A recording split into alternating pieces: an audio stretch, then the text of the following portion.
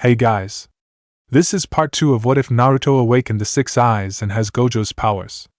Hit like and subscribe if you like this one, and also please check the author in the description. Let's start. We are pain, that's all.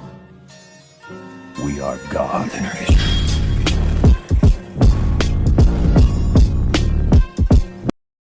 Chapter 4. There has been a debate that has been around for as long as ninja have been killing each other. Since the first Senju killed the first Uchiha thousands of years ago, before many clans even existed. It was a simple question. Which ninja is the strongest? Over the centuries there were changes in what the best are called: special, elite, legendary, or just plain old strong. Unfortunately, it has never been an easy thing to figure out. During the era of Hashirama Senju and Madara Uchiha, the designations known as letter rankings were created by the lords of the 5 great countries to tier the clans they wanted to hire for work. This allowed them to measure what they were up against, who they needed to hire, and how much ninja were worth in payment. Originally, it ranged from D all the way to A, D being considered common and useful for non-ninja related jobs.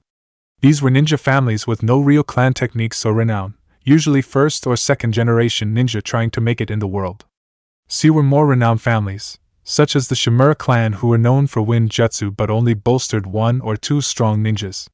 B and A encompassed the known clans of today. The Naros were A, B, and Hyugas A. Clans with these ratings usually possessed a unique skill or bloodline that set them apart. However, the Uchiha and Senju clans broke the scale of A. The lords needed an entirely new grade to quantify them. Thus the designation of S was created, signifying special. From there it caught on to rank individuals by the same ranking system. But the questions remained the same, even if the wording changed what constituted someone achieving S.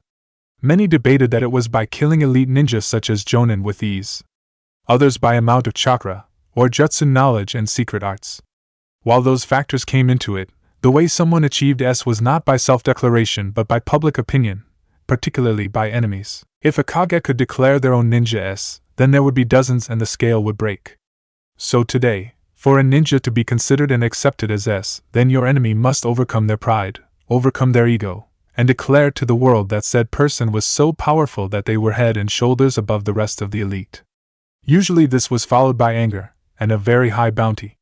That being said, it was never cut and dry in who was the strongest. One S was not equal to another. The third Hokage being so far above his rival Kage that he was named the god of shinobi. The legendary Sannin were considered all Kage level in strength and reputation. Hanzo of the Salamanders was so feared and powerful, merely surviving a battle with him could make you a legend, see the Sannin for reference.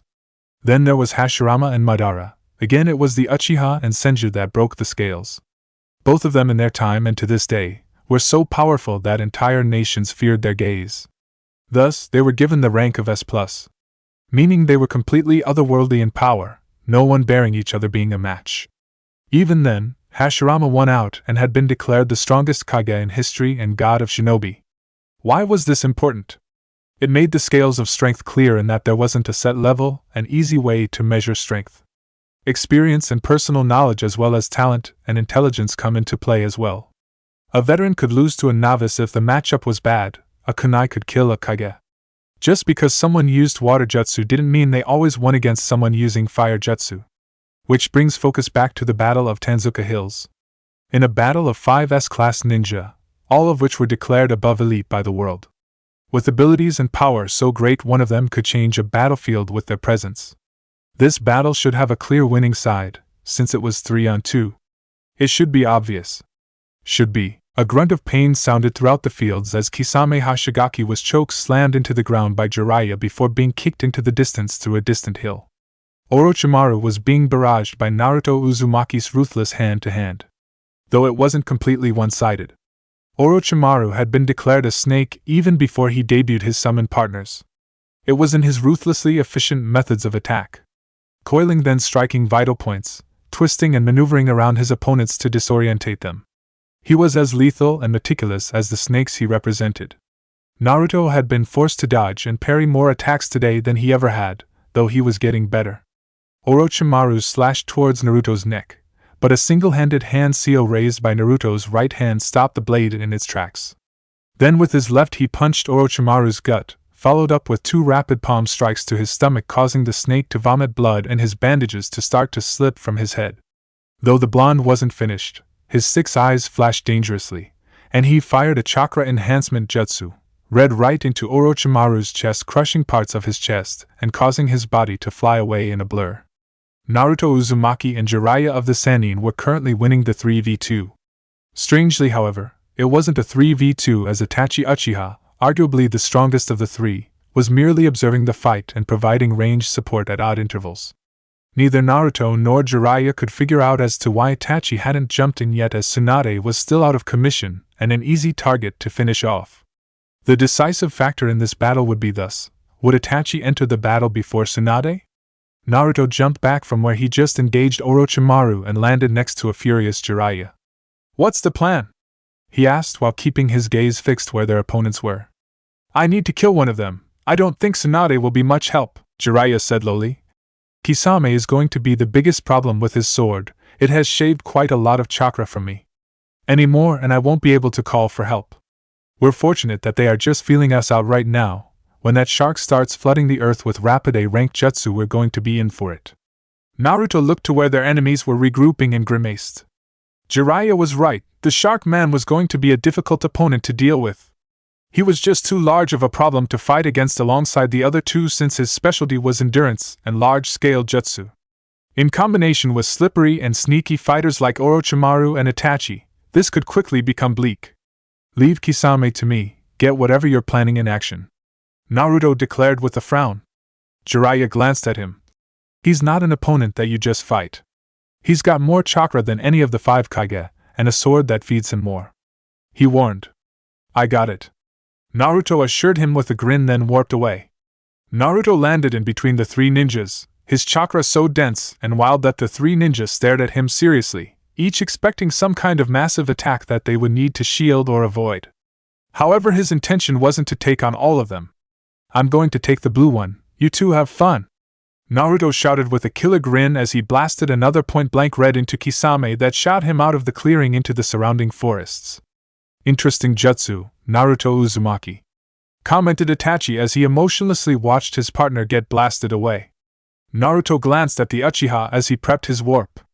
Itachi Uchiha was an enigma, hailed as a once-in-a-generation genius in a clan of geniuses. Capable of insane feats, such as layering illusions over ninjutsu, 3 elemental masteries, and proficient in the rest, and lethal in hand-to-hand to the point no one could figure out a weakness. His motivations and goals were just as mysterious. All Naruto knew about the man was that he was a psychopath that murdered his entire clan for power, was meticulous in his actions, and most importantly, the largest threat on this field thanks to his eyes.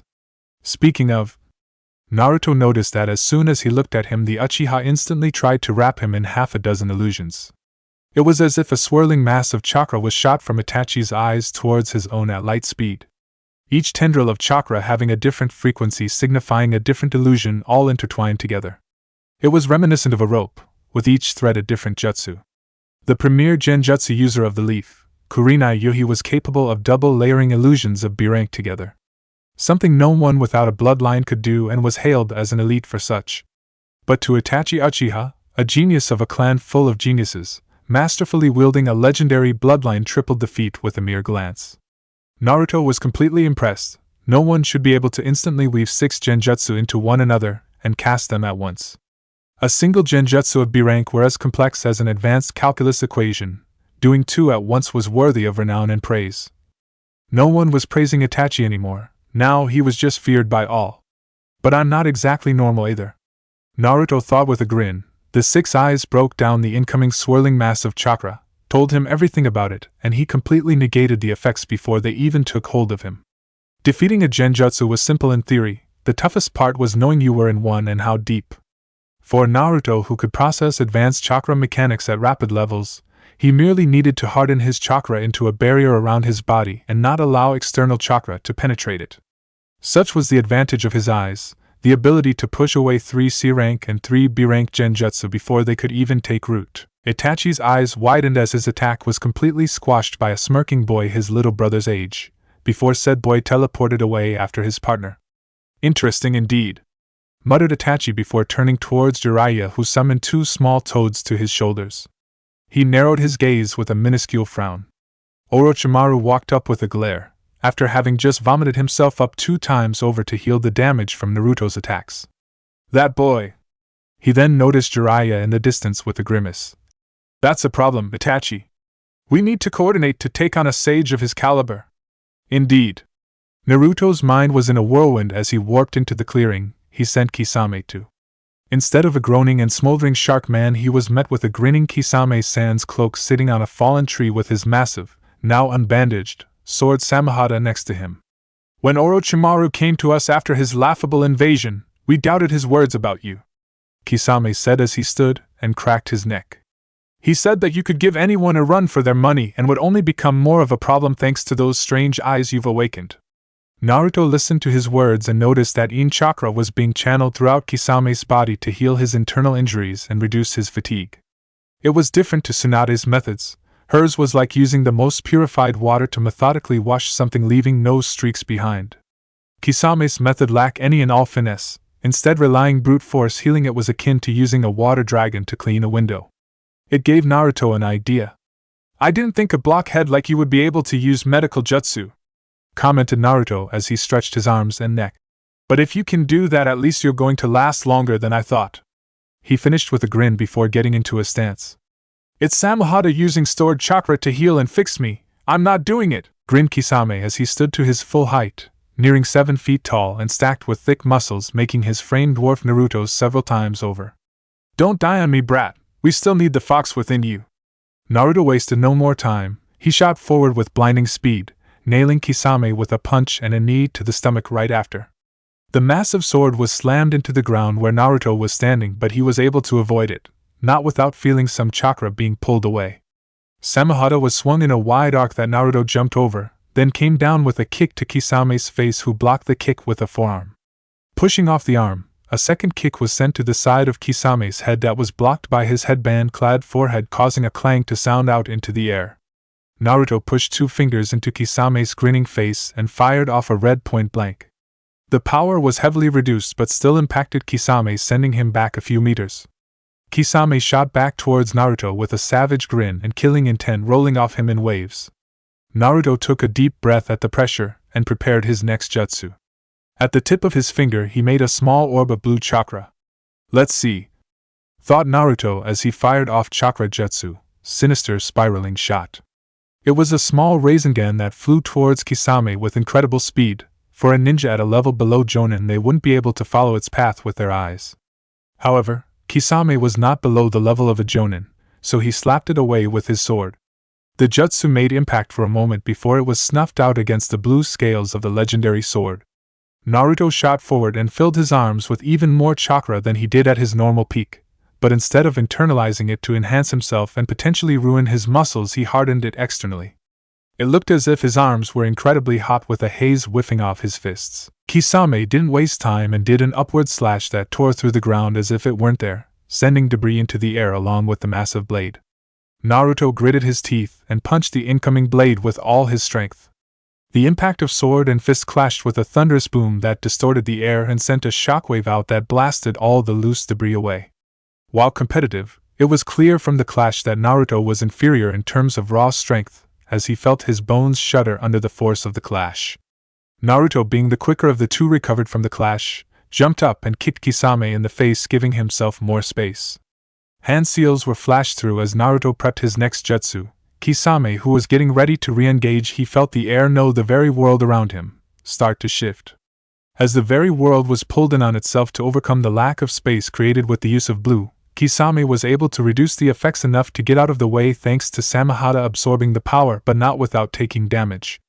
Naruto noticed that Kisame's only injury, a fractured leg, was being healed almost instantly thanks to his sword-stored chakra.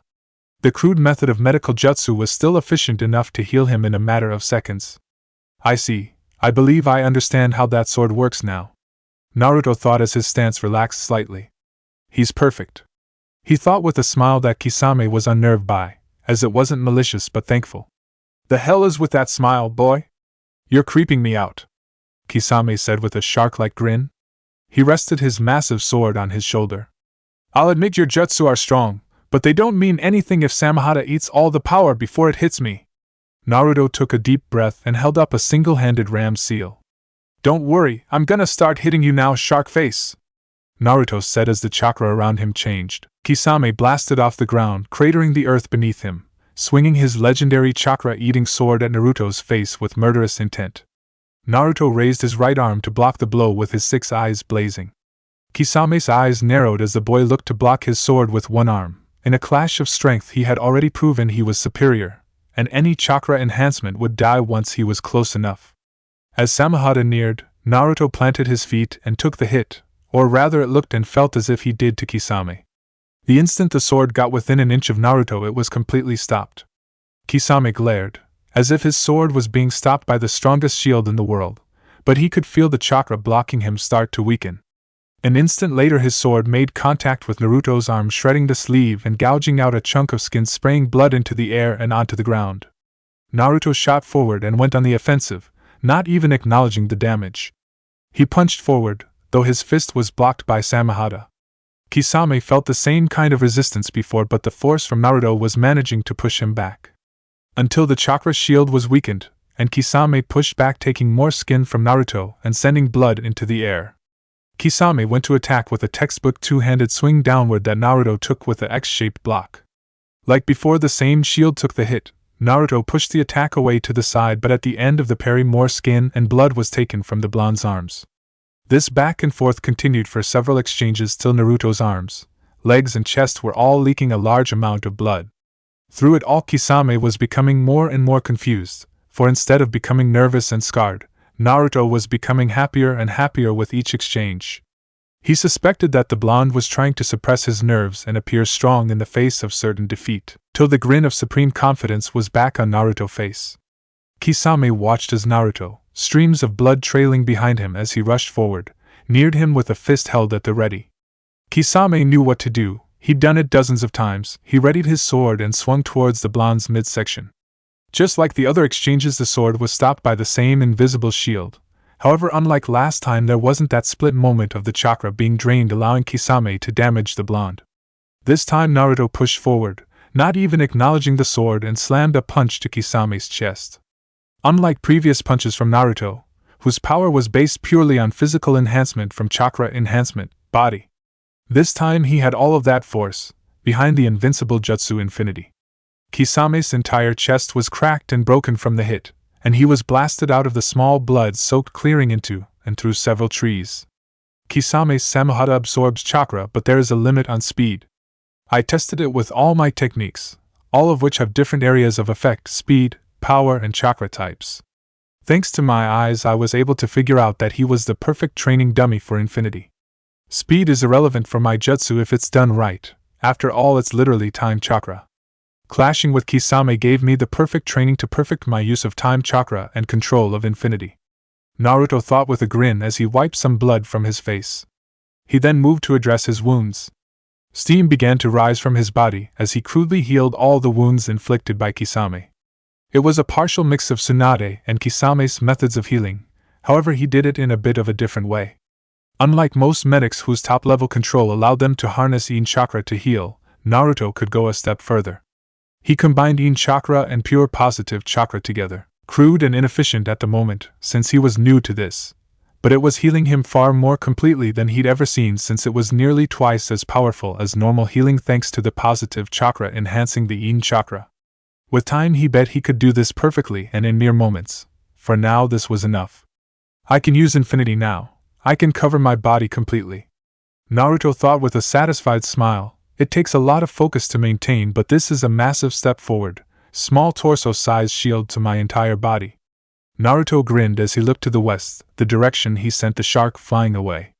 He felt a rumbling and sensed a metric ton of chakra being built up. Trees and stones were blasted into the air as something approached, destroying everything in its path. The air became humid, and trees were torn from the earth with thunderous rumbling. A massive blue shark of water blasted through the trees into the clearing at blinding speed. Instead of running or blocking, all Naruto did was hold his hand up in a single ram seal. A massive trench was ground into the earth in front and behind Naruto as the water shark impacted and blasted past him. The attack continued from one end of the clearing, through where it hit him, and to the other end, smashing and uprooting trees on the other end. After a few seconds the water stopped, the mist started to clear, and the ground was completely soaked. Kisame walked into the clearing with a serious frown on his face as he took in Naruto's completely unscathed appearance. That strange shield of chakra, how did I not break through it? Kisame couldn't help but ask as he walked closer. If Samahata could shave through it, then it shouldn't have held up. Naruto laughed. No, you've got it all wrong. My jutsu was being drained and weakened, not broken. I wasn't able to properly form it how it was supposed to be and needed practice getting it right, he explained while gesturing to the sword. Kisame instantly understood. You're a crazy kid, I'll give you that, he said with a savage grin. Using my blade Samahata to train a jutsu is a first. You even managed to heal all those wonderful reminders. Yep. I don't want to get more blood on my clothes, you know? Naruto replied while looking down at the remains of his hoodie and shirt, covered in holes and blood. He didn't look too great despite all the wounds having been healed. I'll say this now, I can't lose to you. I've figured out how to perfectly hold my jutsu under your blade's assault, and with that have become capable of fully utilizing it. Kisame flashed through seals. We'll see about that. He shouted and manipulated all the water in the air and on the ground into a massive swirling vortex dozens of meters tall. Naruto stood in the epicenter of the incoming attack and watched it form with a bored expression. The vortex of water then tightened and collapsed in on top of Naruto. The sheer weight of the water would pulverize stone, much less the highly pressurized nature of the attack. The earth shuddered under the weight of the jutsu, but instead of dispersing the water that was covering Naruto in a swirling violent bubble, Kisame spawned dozens of sharks that rushed to eat the submerged blonde. Like before, all of the attacks that came within a few inches of Naruto were halted in place, never reaching him.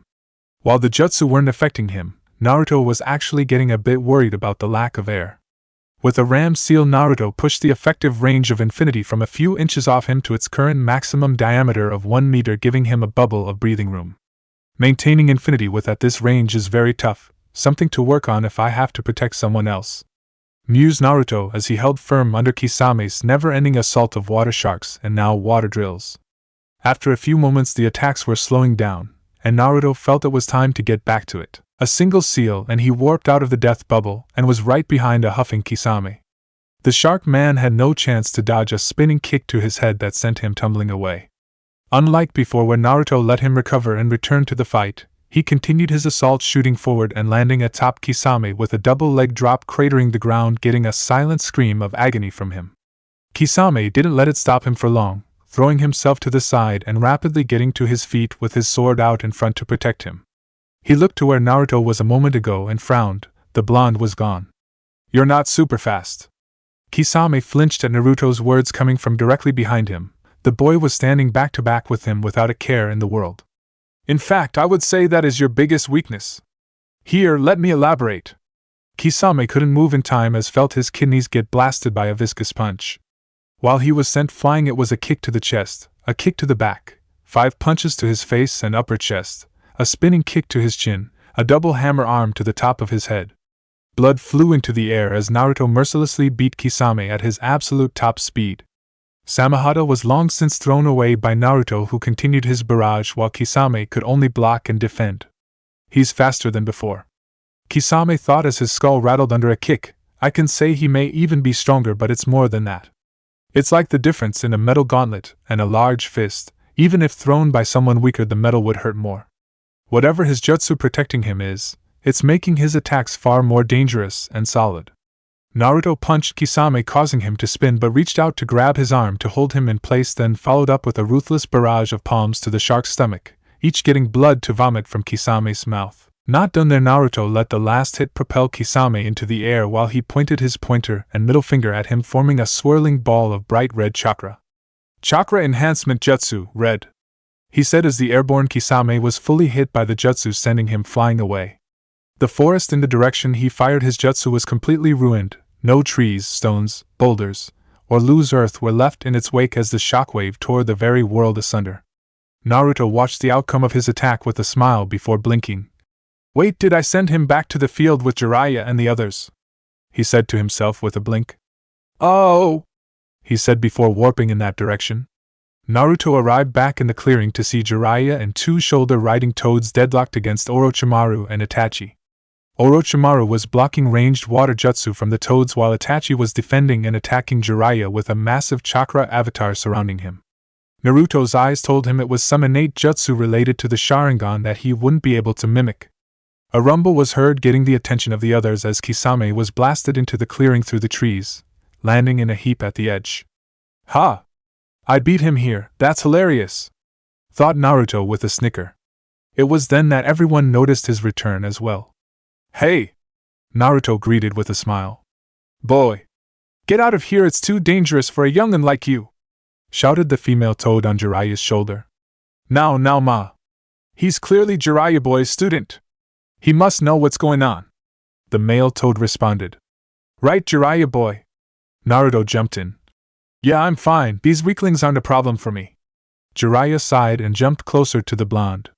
As he landed, his enhanced sensory abilities from his sage jutsu allowed him to feel the chakra around Naruto at a heightened level. "You've mastered it," Jiraiya muttered in awe. Naruto waved him off. "I wouldn't say that, but I'm loads better than I was before. Kisame was actually perfect for training." "Only you?" Jiraiya said with a shake of his head. "Well, in that case, let's finish up here," he declared with a grin that was mirrored on Naruto's face. "Gladly." Chapter 5. The battlefield quieted down. The return of the monster of the hidden mist, Kisame Hashigaki, and the rising star and wild card, Naruto Uzumaki, shook things up. So all parties involved decided to regroup and figure out how to proceed. On the side of the Akatsuki, Itachi Uchiha exhaled as he released his chakra avatar and turned to his slowly rising partner. Even without his Sharingan, he would have been able to see the wounds covering his body. Itachi was certain that the factor that would decide this battle wasn't Jiraiya and his devastating sage jutsu, or the two sages atop his shoulders assisting him. No, it would in fact lay with Naruto's capabilities and whatever happened between himself and Kisame. Whatever occurred in their battle resulted in one of the most dangerous men in the world being laid out and Naruto looking fine. It would take a couple of minutes for Kisame's sword to get him back to his feet. Orochimaru wasn't in top shape. The injuries from his battle with the third Hokage has strained his coils to the point that most of his jutsu arsenal was out of reach. He would remain a chaotic factor for the Leaf Ninja, sliding in and out with devastating poisons in his blade, but he wasn't going to be a large factor in the head-to-head fighting. As of now, his own chakra reserves were holding up. He would need to be careful on how much he used the Manjiki Sharingan. He didn't need to go blind too early lest long-laid plans go up in flames. Orochimaru. Itachi turned to his consternated comrade who was glaring at the young blonde. "Listen closely." Across the battlefield, Naruto and Jiraiya were catching their breath. Naruto spoke lowly. "Right now I have it, but it takes enough focus that I need to constantly maintain it." "Which means?" Jiraiya nodded. "You can't use other jutsu," he said with a hum. "Still, they shouldn't have a way to get through it, so I'll support you as you blitz them." "Have what down?" asked the male toad calmly. The female was more irate. "Why is a youngin in a battle like this, Jiraiya? These are the boogeymen of the ninja world. Not something a child should be involved in." Naruto would be offended if he couldn't tell them much of her anger was based on worry. Jiraiya groaned. "I don't have time to explain, Ma, but Naruto is more than capable of holding his own. He fought Kisame himself earlier," he explained, trying to placate her. Ma's tongue shot out and whacked him on the head. "He did what?" she shouted.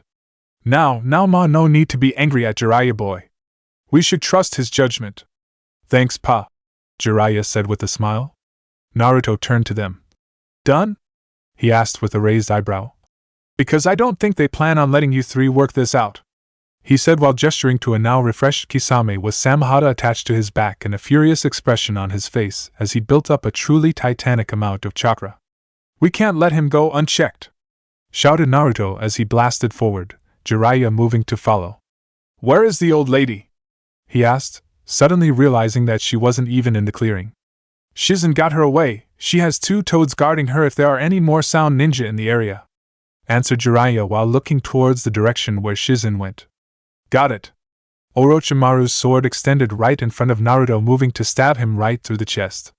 Naruto let it hit infinity and pushed past it without skipping a beat. As he neared the snake, whose sword was already back to normal, he was accosted by both Itachi and Kisame on either side. Samahata was trying its darndest to saw through infinity, while Itachi was stabbing it with a kunai while his piercing Sharingan took in everything about his jutsu it was able to see. Naruto ignored Kisame, who was then slammed into by Jiraiya and went to punch Itachi. He was vaguely aware of Orochimaru moving to assist Kisame. As Naruto's fist moved towards Itachi, he took in the opponent he felt was the deadliest on the enemy's side. The genius of the Uchiha clan's taijutsu was once described to be as majestic as a river. His movements so fluid and perfect that he was untouchable by any that weren't the very best of jonin. Naruto's fist was parried at the wrist and redirected to the side. His other hand was back-fisted towards Naruto's jaw the instant his attack was mitigated. However, as the attack was about to connect, it was stopped in place. Odd, thought Naruto with a grimace. Not even stopping to acknowledge it, Itachi pulled back, made a single hand sign, and went to attack again, his fist covered in swirling chakra. Naruto's eyes noticed that the chakra swirling over his fist was fire in nature. Like before, Itachi's attack was halted by infinity while Naruto moved to attack. Itachi weaved around Naruto's punch and the follow-up kick, eyes glowing an eerie red. His arms blurred and from them a dozen shuriken flew through the air towards Naruto, whose side, and let the shuriken impact his barrier. The instant the shuriken touched his infinity, he was blasted in the back by a double drop kick from Itachi, the force of it not getting through infinity, but Naruto's eyes widened at losing sight of Itachi and feeling the hit through his barrier. I think, Naruto wondered as Itachi sped back away from him as he moved to re-engage. Itachi may in fact be faster than me, he is certainly slippery. I'll have to be smart. My eyes won't lose him again. Itachi flashed through hand signs and in an instant released a roaring fire dragon that superheated the air around them so much that steam rose into the air from the small droplets left over from Kisame's jutsus. The massive fire dragon crossed the half-dozen meters between them, lighting and turning the grass beneath it to ash instantly. Naruto could tell that even a glancing blow from this jutsu would kill a normal ninja. He raised a single hand sign and let the fire dragon impact his infinity with a frown. As expected, the jutsu was halted in place, and the parts of the jutsu that were too large and didn't come into contact with his infinity blew right past him, igniting the rest of the area on fire. Naruto closed his eyes and with a grimace weaved the three hand signs to warp to the other side of the clearing to get away from the epicenter of the jutsu. As soon as he landed from the warp, he was stabbed through the chest from behind by Orochimaru. Naruto coughed a glob of blood and turned to glare at the now smirking snake. So it was a clone chasing Jiraiya. It did look odd to me. That nature chakra is strange, commented Naruto while glaring down at the sword emerging from his chest. Luckily, he wasn't hit anywhere vital. Likely the goal was to be hit by the sword for the paralytic poison rather than to kill him. Itachi moved towards them slowly, eyes still glowing as he dissected Naruto. Now Naruto, I believe I'll be taking those eyes, Orochimaru hissed with a gleeful look on his face. Tell me, how does it feel to lose so spectacularly after feeling so confident? Naruto grinned with a trail of blood falling from his mouth. Oh, I'll be alright. I think I understand what Itachi was going for.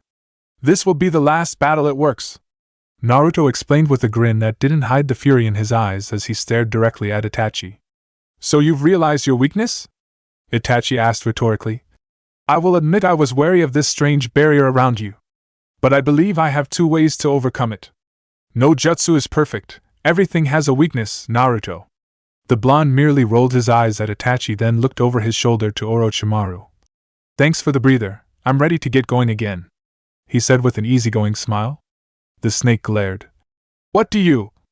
Itachi's mind and eyes worked in a flash and moved to rush forward with a frown. However, Naruto was too fast.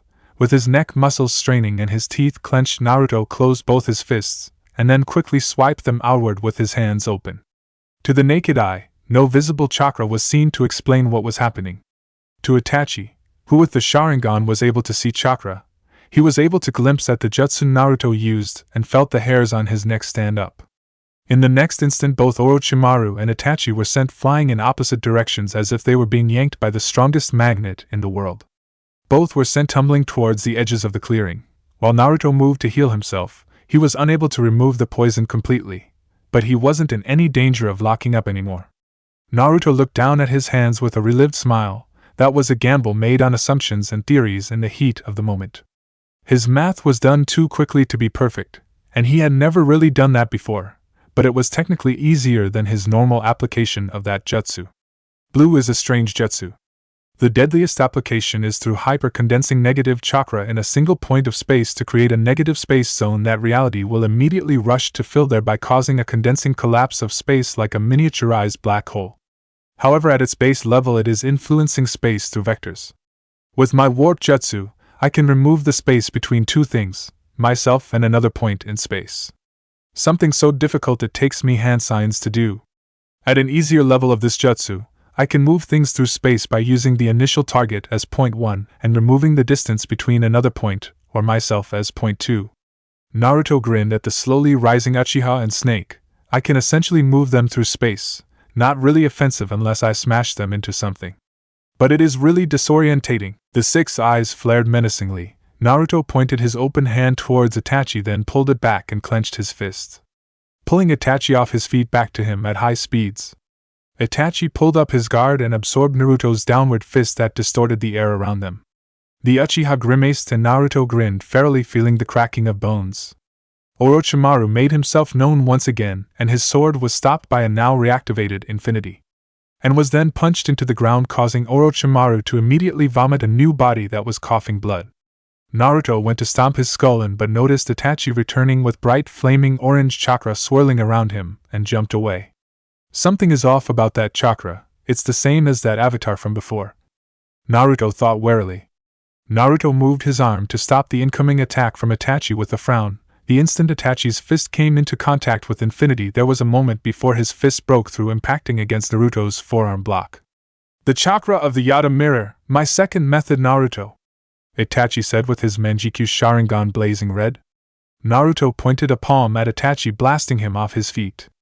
"I see. Earlier he managed to take advantage of my inexperience with infinity and attack right after I blocked something and was focusing on that while the opposite side was subconsciously weakened. Now this Yada mirror chakra, something from that avatar he can coat his hands in. It seems to somehow possess the amazing ability to nullify any type of chakra that it comes into contact with." Naruto felt a bead of sweat fall down his forehead before he smirked. "But like me with infinity, he can use that chakra or his regular jutsu, not both, and unlike infinity, his is much more obvious when he's using it." Naruto got into a stance and dissected Itachi with his six eyes.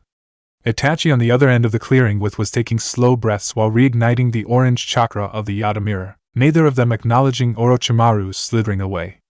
Jiraiya stomped on the ground and made a snake hand sign, causing a large wall of solid stone to rise from the earth to block the tidal wave of water. He jumped to the top of the wall to see Kisame blasting across the water, sword in hand with a menacing smile. "He's relentless!" shouted Ma in disbelief. Jiraiya just got done pounding him into the ground. Jiraiya weaved two hand signs and the ground beneath the water exploded with so much force all the water was blasted into the air and over the forest, creating a mock downpour for a few moments. Not breaking a sweat, Jiraiya weaved four more and extended both palms towards a falling Kisame. From his hands two bright blue bolts of lightning cut through the air towards the shark. Kisame managed to slap one with Samahata but took the other, causing him to scream in pain. Samahata was working overtime to convert the chakra into healing energy, but the chakra being used by Jiraiya was slowing the sword down. Right as he reoriented himself from the shock, Kisame looked up to see a massive Rasengan coming down on him. It took every ounce of willpower and strength to jump and speed out of range. Even then, the explosion of force from the jutsu hitting the ground took him off his feet, sending him flying into a tree, uprooting it. Jiraiya noticed Kisame was sent into the forest and sighed. "His blade is very slow to convert sage chakra into usable energy to heal him." Pa rubbed his goatee. "I'm shocked he can do that much. Suppose whoever made that sword really knew their way around sealing jutsu and chakra mechanics. We need to go back up Naruto. He's fighting those two on his own, can't you sense it?" shouted Ma worriedly. "Orochimaru isn't in top condition, so he's more of an annoyance right now. Itachi and Kisame are the problems," Jiraiya said seriously. "Pa, can you sense Tsunade? She must be out of range for me." Pa hummed. "You need to come finish your training, Jiraiya boy. She's 400 meters east, with Shizengirl and those troublesome twins." "Good. I was worried about leaving them on their own." Three massive water drills blasted into the air, cutting through the distance towards Jiraiya. He didn't recognize the exact jutsu being used, but the pressure and density would rend metal effortlessly. Needless to say, he should probably do something about those. Jiraiya of the Sannin, the sage from the mountains, the wandering toad, the super pervert from the leaf. Many names, many legends. Strangely, it was rarely his power jutsu that got him his accolades.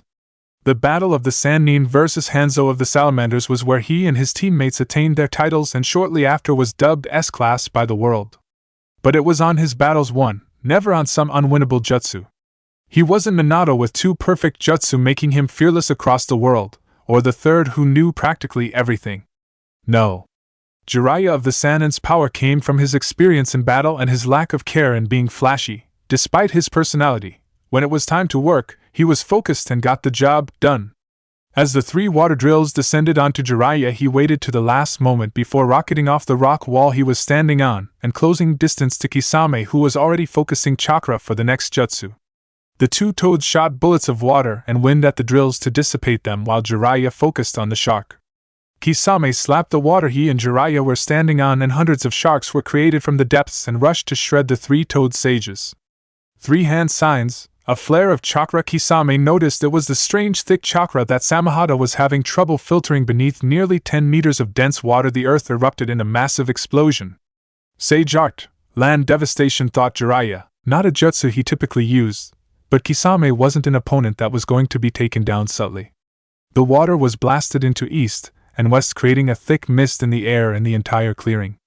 The earth-rattling explosion was muted beneath the large pool of water, but everyone in attendance felt their bones shake from the force. The ground beneath them was a massive, jagged crater that looked as if 100 paper bombs detonated at once. Both Kisame and Jiraiya found themselves falling nearly 20 meters, however only one of them was caught unawares. Jiraiya held a single tiger hand sign and blasted a large flame bullet at Kisame, who screamed in pain until he crashed onto the ground. Samahata a few feet away was wiggling to reconnect to its master to begin healing him. Another 4 hand signs and a ring of light shone from the ground around Kisame before exploding in a small bubble of fire. He won't be out from that, but he won't get up too soon. The after effects of the earth and water will hit Naruto's battlefield for sure. Hopefully Shizen and Tsunade were far away enough. Right as Jiraiya was about to move to finish off Kisame, he felt at the very edge of his sage senses a malevolent presence rapidly approaching Tsunade and Shizen. It only took him a moment to deduce that it was Orochimaru. His chakra was twisted and warped, but he could still recognize him. "We have to go," muttered Jiraiya, getting strange looks from the toads before they stretched their senses and nodded. Before rushing away, Jiraiya slapped the ground during the ruined earth into a hyper-dense bog that was slowly working to swallow Kisame. If anything, it would slow him down even more. Jiraiya sped through the forests, each step destroying the branches beneath his feet as he moved to gain more and more speed. "Hurry, Jiraiya boy, he's been on them for over 2 minutes!" shouted Pa with a worried expression. Jiraiya's face soured and he felt he was about to be on them as he smashed through a tree with a powerful punch and landed upon the 3 ninjas, his eyes widening in horror. Orochimaru was standing over a grimacing Tsunade who had his blade through her gut. Shizen, clearly in distress, was working to heal Orochimaru with the weasel Kabuto assisting with his smug grin. He felt a twisted satisfaction at seeing the dried blood on Kabuto's face and shirt from where Naruto smashed him. "Ah, Jiraiya, right on time," Orochimaru said with his nasty smirk. "Young Shizen has learned so very much from Tsunade. I was under the impression only Tsunade would be able to heal me, but alas, the student was enough. Marvelous, isn't it?" He wiggled his sword, getting a groan from Tsunade. "Don't get too close. They're doing a delicate procedure and I wouldn't want to hurt our dear teammate anymore." Jiraiya glared. "Let me guess, this was the plan from the start? Kisame and Itachi to stretch Naruto and I thin, your lackey and his soldiers to spread us out? All to get to Tsunade when we were busy with the other 2. So there is a brain in there, very good," Orochimaru said with a chuckle. "Yes, that was my plan. Itachi and Kisame are here to confirm my intel on Naruto. My colleagues are going to need a lot of intel to retrieve the 9 tails from him after all." "You really went crawling back to the Akatsuki?" Jiraiya asked with no small amount of surprise. Orochimaru nodded. "Indeed. I am unfortunately not enough to deal with all my enemies on my own. Something I learned in my invasion. I was set to deal with Sensei, as strong as he turned out to still be, till Naruto decided to ruin things. Not to mention the goals of the Akatsuki and their leader are truly fascinating. Any chance you tell your former teammate what those are?" Jiraiya asked with a flat expression. Orochimaru chuckled. "Why would I do that?" Jiraiya shrugged with a smile. Worth a shot. Right as he said that, a spear of earth shot from the ground, separating Orochimaru from Tsunade and Shizen, and blitzed across the distance and stand between them. Kabuto stood at the side of Orochimaru and scanned his body. While not a full recovery, you are far better off. We can certainly treat you from here without them. Good, then let us deal with Jiraiya, Orochimaru said with killing intent rolling off him. Jiraiya took a deep breath. I'm going to need you here, Tsunade. You're more than capable of healing from that wound and helping me out here. It won't be long before Kisame joins us, and I can't deal with both of them and protect you, he said lowly. Right on cue, Kisame blasts into the clearing, shredding through a tree with Samahata.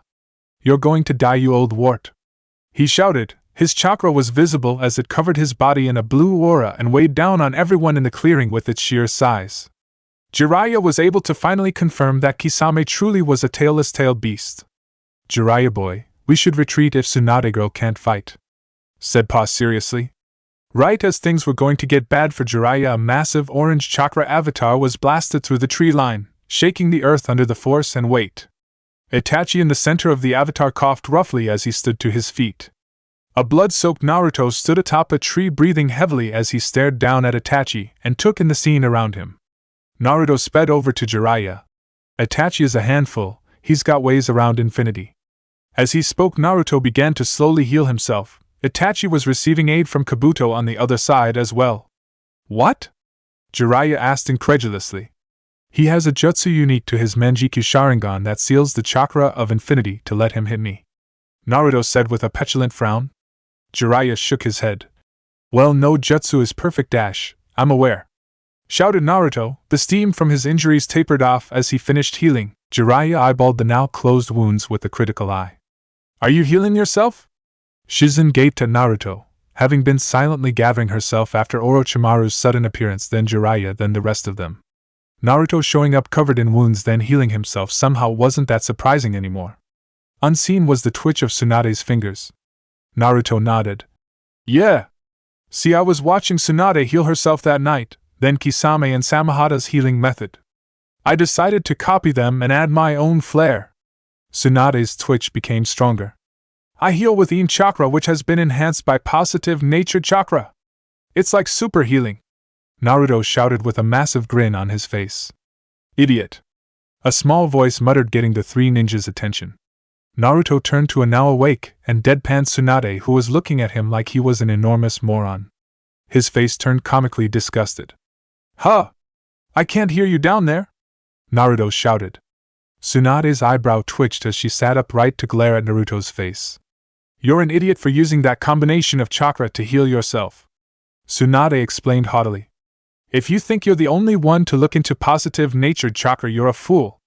If you keep doing it, then you're going to fry your chakra coils and possibly your brain.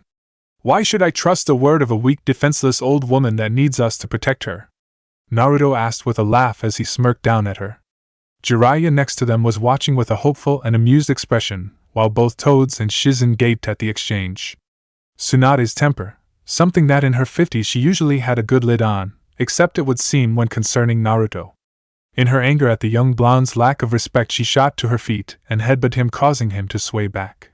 So shocked at what happened, he didn't even raise infinity. Naruto blinked a few times as Tsunade glared down at him. I know more about healing and the human body than anyone alive, especially not some up-jump twerp who won the genetic lottery. Laughing to himself, he got to his feet and smiled at her. I like the energy, but let's focus on them, huh? Naruto said as he pointed to the three Akatsuki members that were moving to attack. Kisame roared and blasted a massive tidal wave in their direction. Shizen's small gasp was ignored as Naruto and Jiraiya tilted their heads to figure out the best course to deal with the incoming attack. The massive wave of water loomed over them, easily 15 meters tall. The force and size of the jutsu would easily be considered A rank. Naruto smiled in amusement. It would seem that while being fellow 7 ninja swordsman of the mist, Kisame was leagues beyond Zabuza. Oh, give me a break! Shouted Tsunade as she shot forward. Her arms were glowing with flaming green chakra. As the massive tidal wave started to crest over them, casting an ominous shadow over the ground of Leaf Ninja. Tsunade arrived at the base of the tidal wave, reared back and sent forth a devastating punch. Naruto's 6 eyes glowed as his face split into a massive grin before laughing wildly. Jiraiya rubbed his head with a chuckle. Shizen's eyes were awed by the display of her master. The two-toed sages gaped at her monstrous strength. The massive tidal wave, that would wipe out a village under the force of its size and volume, was obliterated by a single punch. First a massive hole through the point of contact, then the shockwave from the punch blasted the rest of the water away. Orochimaru's form emerged from the mist, his sword missing as he weaved through hand signs. From around him a hurricane-force gale windstorm erupted into life, shredding through ground and closing distance in a blink. Naruto snorted at the attack. He quickly grabbed Shizen and Jiraiya and landed next to Tsunade before flexing Infinity's shell into a dome around the four of them plus two toads. "What in the dash?" muttered Shizen as they were completely safe from Orochimaru's jutsu while the entire clearing was torn to shreds. It was barely a blur of motion that the six eyes caught of Itachi appearing in front of the barrier of infinity. Right as the orange chakra was to impact his perfect shield, he released the jutsu and met Itachi's attack with a glowing fist of his own. Their mutual impact sent a small shockwave through the immediate area. Jiraiya slapped the ground, causing dozens of stone spikes to rise from the ground, targeting Orochimaru, Itachi, Kisame, and Kabuto. All four of them were forced to jump away rapidly to avoid being impaled repeatedly. "I'll take Itachi," Naruto said with a smile. Tsunade and Shizen whipped their head towards him in alarm. "Oh, don't give me that! None of you can deal with the genjutsu he can cast. Take care of the old bat and Shizen!" Naruto shouted to Jiraiya, getting an uneasy laugh from him as the two women glared at him. 3 hand signs and he warped away to where Itachi was recentering himself from the onslaught of Earth's spears. Itachi lowered himself and reactivated his Manjikyu Sharingan. Naruto smiled and mimicked his stance. 2 ninja hailing from the same village, coming from prestigious great clans, wielding ocular jutsu of immense power, hailed as geniuses with untold potential. Neither, since coming into their own, had truly been pushed. Now as Sharingan and Six Eyes stared at each other for a moment, then both let out a grin. Naruto shot forward and Itachi matched. They met in a flurry of punches and kicks. They had found a rival. Itachi jumped up, a shadow clone emerging from behind him, both weaving hand signs at dizzying speeds. Naruto's eyes deciphered that it was a combo of wind and fire coming. 2 streams of the respective element shot from Itachi and his clone's mouth. The streams swirled and combined into a white-hot beam of fire that superheated the environment. Naruto activated Infinity and let the attack dissipate with a sigh. Itachi blurred behind him at the exact opposite end of where the jutsu impacted and went to stab it with a kunai. Naruto knew, unfortunately from experience, that the kunai would be able to break through. Right as the kunai touched the barrier, he released it and spun around with a Rasengan in hand. Itachi couldn't avoid the spiraling sphere and the swirling blue chakra attack smashed into his chest. Naruto smirked and jumped straight into the air as the Rasengan destroyed the clone, and the real Itachi smashed into the ground where he was standing. Itachi was forced to block a punch and parry a kick, then counter-punched Naruto, who swayed around the hit. Naruto jumped back while flicking his hand towards Itachi, who encased himself in his chakra avatar to take the hit from blue. As soon as the avatar appeared, Naruto smirked and concentrated on forming a dense red. Itachi had his Susanoo raised his second sacred treasure Tatsuka blade and swiped it down towards Naruto. Naruto's forehead dripped with sweat as he charged a fist-sized red and shot it towards the avatar, hoping that like last time it would be enough. The shockwave from the jutsu impacted against the ethereal blade, dissipating it and smashing into the chest of the avatar. Itachi roared and increased the armor of his guardian and held his ground. As the shockwave hit the Susanoo, Naruto moved to get to its flank and create a truly massive Rasengan. Easily double the size of Naruto himself and smash it into the unprotected and unfocused side of the massive orange chakra avatar. Unlike red that was like a straight line of pure force, the impact of a Rasengan was like a bomb and a drill combined together. One of this size detonating was enough for the entire side of the Susanoo to crack and shatter open, while everything in over 100 meters was blasted away and the ground tremored under them. Itachi's eyes bled from the effort as he spun to Naruto, who managed to break into his perfect, invincible defense. Something that should be impossible. Naruto didn't stop by breaking in him, pulled Itachi towards him with a gesture, then smashed him in the face with a devastating left. Itachi's brain rattled as he suffered from the attack. Then, rivals don't just push someone to get stronger. Rivals can also be inspiration. Itachi's mind cleared and the concussion left him in a second as he grabbed Naruto, spun him and threw him away. Steam rose from his body and his glassy eyes resharpened. Having seen it several times, is it any question that the genius Itachi Naruto wiped blood from his mouth and grinned. "You bastard, you copied my healing," he said with a laugh. Renewed, the two shot back at one another. Naruto flicked his finger, and Itachi was forced to jump from where a sinister spiraling sphere impacted the ground. Naruto jumped to meet him and punched him right in the kidney. Itachi responded by grabbing the fist and slamming a knee into Naruto's face, sending them both plummeting to the ground. Unlike Naruto, who preferred fighting alone, Tsunade, Jiraiya and Shizen stayed in the clearing together. "Sharky is mine," Jiraiya said before stomping on the ground, causing dozens of stone fists to fly at Kisame, who gleefully smashed them one by one with his sword. Orochimaru regurgitated his sword and moved to kill Tsunade. Said woman just looked at him blankly. The swipe of the poison blade was ducked under, then grabbed by her. She didn't even flinch at the poison or the blood as she pulled Orochimaru closer. With immense reluctance, Orochimaru let go of his prized sword. Tsunade chucked then with all her power threw the sword towards the horizon. She then kicked off the ground to close distance with the snake. Orochimaru hissed as he moved to meet her in hand to hand. While Orochimaru has been an active combatant while Tsunade was retired, Orochimaru slithered around Tsunade's opening combo and moved to counter with a knife hand to her throat. Tsunade grabbed his wrist, then hand-fisted him into the earth, causing the ground to shake from the force. Tsunade was regarded as a goddess of the fist, and time had not dulled her edge. Orochimaru coughed blood as he was smashed by 3 punches. She kneed him in the gut, then kicked him away. The snake instantly regurgitated himself to heal some of his shattered bones. He was running low on snake shells to heal himself, so he would need to let the others know it was a mission accomplished. Turning to the side, he noticed that Kisame was sans sword and just took a Rasengan to the stomach. Right as he was about to get moving, Tsunade came falling from the sky with a raised leg for one of her signature attacks. Orochimaru knew what was coming and moved as fast as he possibly could. He shot a snake out that he used like a rope to pull himself out of the way of the epicenter, but he was still sent tumbling away. He didn't give himself a second to recover and shot up to attack his former teammate. Foregoing hand to hand, he shot a dozen snakes towards her. Not even pausing to watch the fallout, he weaved through a half-dozen hand signs and chopped the air in a downward motion. Tsunade just finished killing the last snake when her senses screamed to move. She managed to avoid her head being hit, but a blade of wing shredded through her shoulder, severing her right arm. Without a scream of pain, she held a hand sign and released the seal on her forehead, causing a swirling line of black chakra to cover her forehead and body. She reattached her arm and all her injuries were healed in an instant. "Time for you to die, Orochimaru.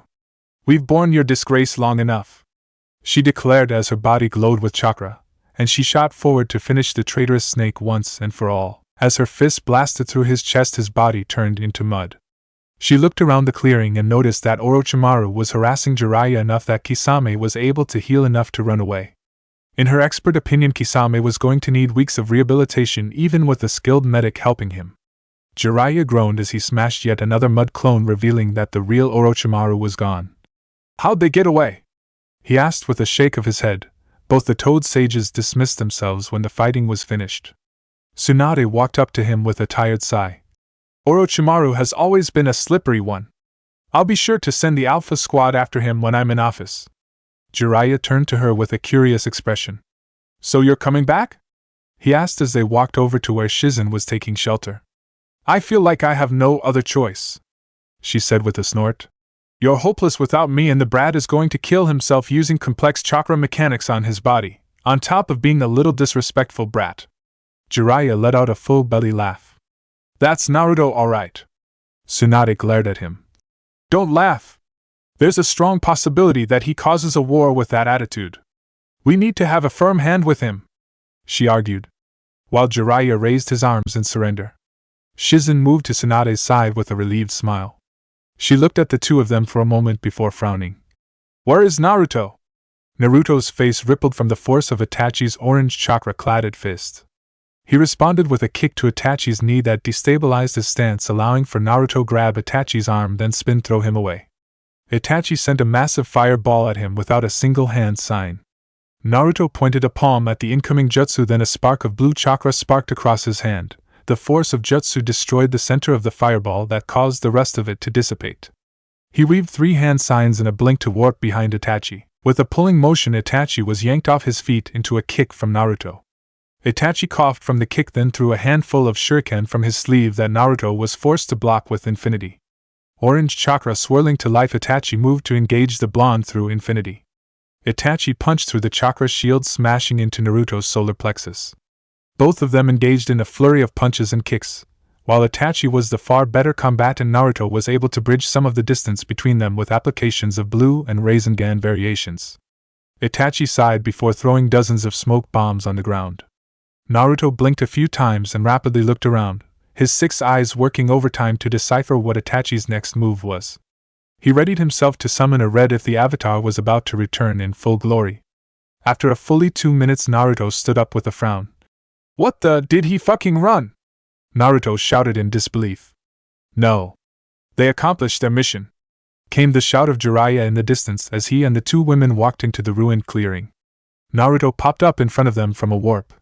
"Well, I guess all that's left is to knock the old bat out and drag her home. Shizen, you can walk if you behave." "Behave?" Shizen muttered as she glared at him, while Tsunade rolled her eyes. "I'm going home, brat," she said after a deep breath. "It's time I move on, and make sure a fool like you doesn't kill themselves or cause another war." Naruto looked at her with a disgusted expression. "I'm not going to start a war. You will if you keep with your fundamental irreverence to everyone around you. I respect plenty of people. If you say Jiraiya, I'm going to throw up. Hey!" As the curtain closed on what will be known as the Battle of Tanzuka Hills, several people, hidden under seals and hidden jutsu, made their way home to report to their superiors. Chapter 6. As the excitement from the battle died down, the 4-leaf ninja made their way back to town. Jiraiya was completely uninjured. He was worried at the beginning that his low reserves would cost him, but summoning the elders allowed them to feed him chakra. He subtly glanced at Tsunade. He kept his full sage mode back as he didn't want to look like an ugly toad for her. Not that he needed it, Kisame was a danger to most, but he wasn't one of them. Large water jutsu weren't all that threatening to a master of the earth, not when he had nature chakra filling him up. "My lady, are you okay?" asked Shizen as she took in her master's disheveled state and dried blood. Tsunade nodded and rubbed her shoulder. "That snake ripped my arm off, but my jutsu healed me right up. Still hurt though," she responded before turning to Jiraiya. "You okay, you old fool?" Jiraiya offered her a small grin. "Not a scrape, princess." She turned to the blonde whose back was to them. "And you, brat? Are you hurt? Is your head feeling alright? Blurry vision?" Naruto glanced at her for a second. "I'm fine. I need to go. I'll meet the 3 of you in town." Without waiting for a response, he warped out of the clearing. Tsunade frowned. "What was that all about?" she asked. Shizen looked worried. "I think he's going back to the area where those mutated ninja were," she said sadly. "He mentioned that he could tell it wasn't voluntary, and killed them quickly." Jiraiya looked down sadly. "He arrived at the battle quite upset." Tsunade looked at him with a frown. "I need to have a talk with him, and we need to check his brain." Both Shizen and Jiraiya turned to her in surprise. The battle was hard fought. He had to go to the very deep end to get his infinity to work against Kisame. Then there was Itachi's ability with the chakra avatar. The ability to negate chakra and the ability to seal anything away was an absurd combination. All these tough confrontations had done the amazing job of forcing him to not think about what he went through beforehand. Naruto a hole in the ground with a sigh.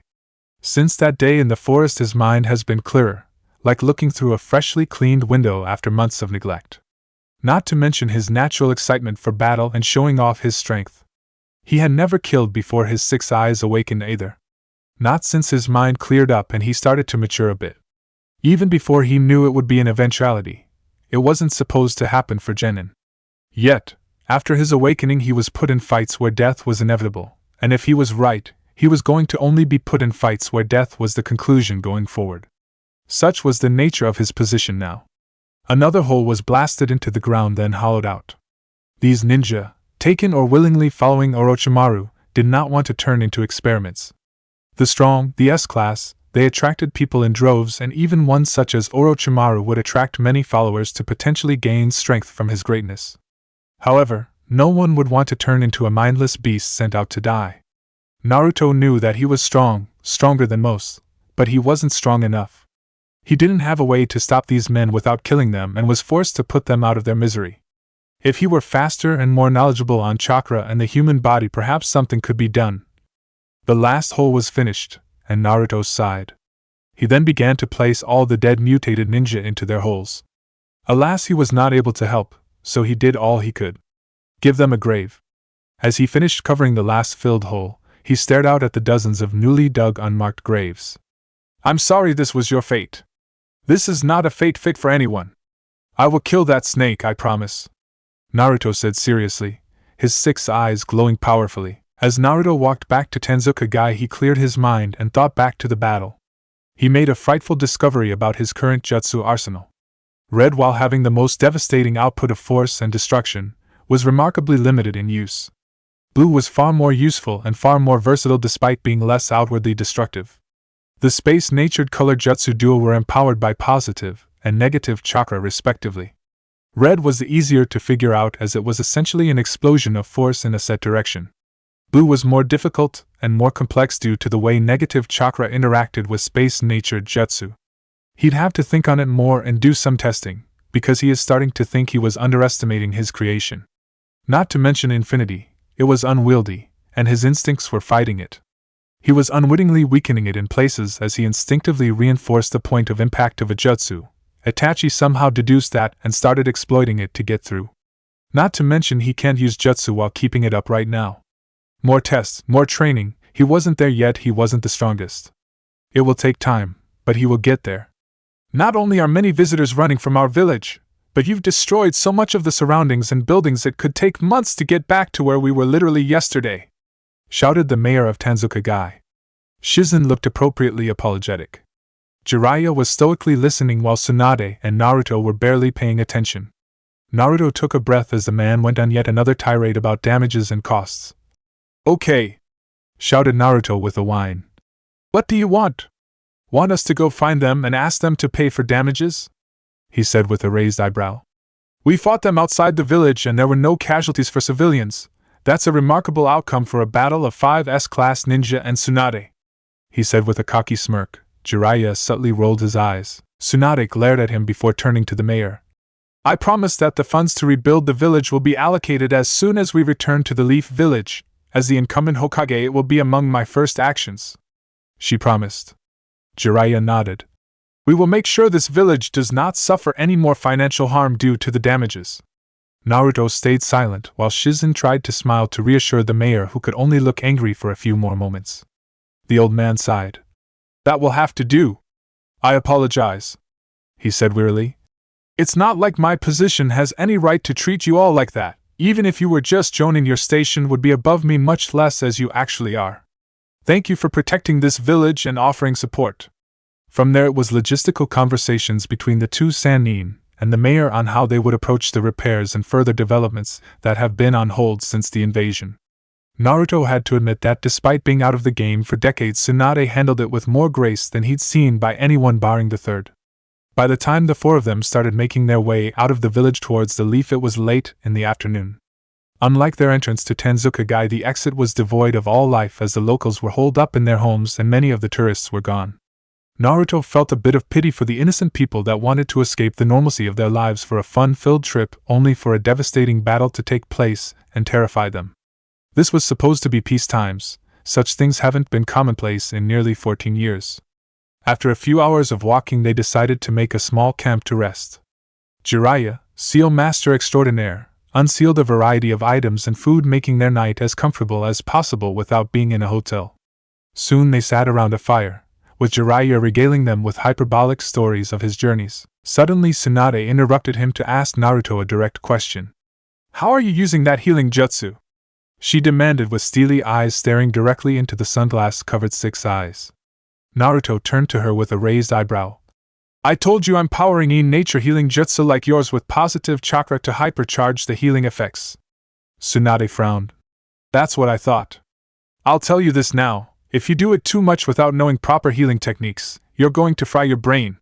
It's working perfectly fine. My injuries were quickly healed, and I haven't felt any pain in my head. Tsunade walked forward. Naruto frowned but allowed her to put her palm to his forehead. Jiraiya and Shizen watched silently. She activated a yellow glowing bubble of chakra and placed it over his head for a few moments. In a lightning-fast motion that took Naruto by surprise, Tsunade scratched his cheek with her nails. "What the hell, lady?" he shouted in shock as he touched his scratch and saw blood on his finger. Tsunade kept the yellow jutsu active and stared at him. "Heal." Naruto sighed, figured that was what she was getting at. He thought before activating his healing technique. Since they were very light and small injuries, it took less than a second to fix, all the while Tsunade nodded with a frown. "As I thought, you are failing to properly heal yourself. Your brain, the parts that are used to control your chakra, is far more developed than any human I've scanned barring some Uchiha, likely due to your 6 eyes. However, it is being strained trying to use the ratios of chakra that you are using to heal yourself.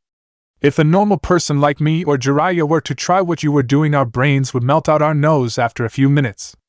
Naruto stared at the ground in surprise. He was sure that he had gotten the math right.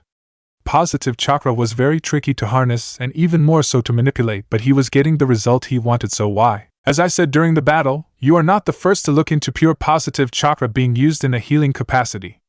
It is just too strong to heal something as delicate as the body. It is too volatile to keep within the body like that," elaborated Tsunade. Jiraiya decided now was time to ask the question on his mind for a while.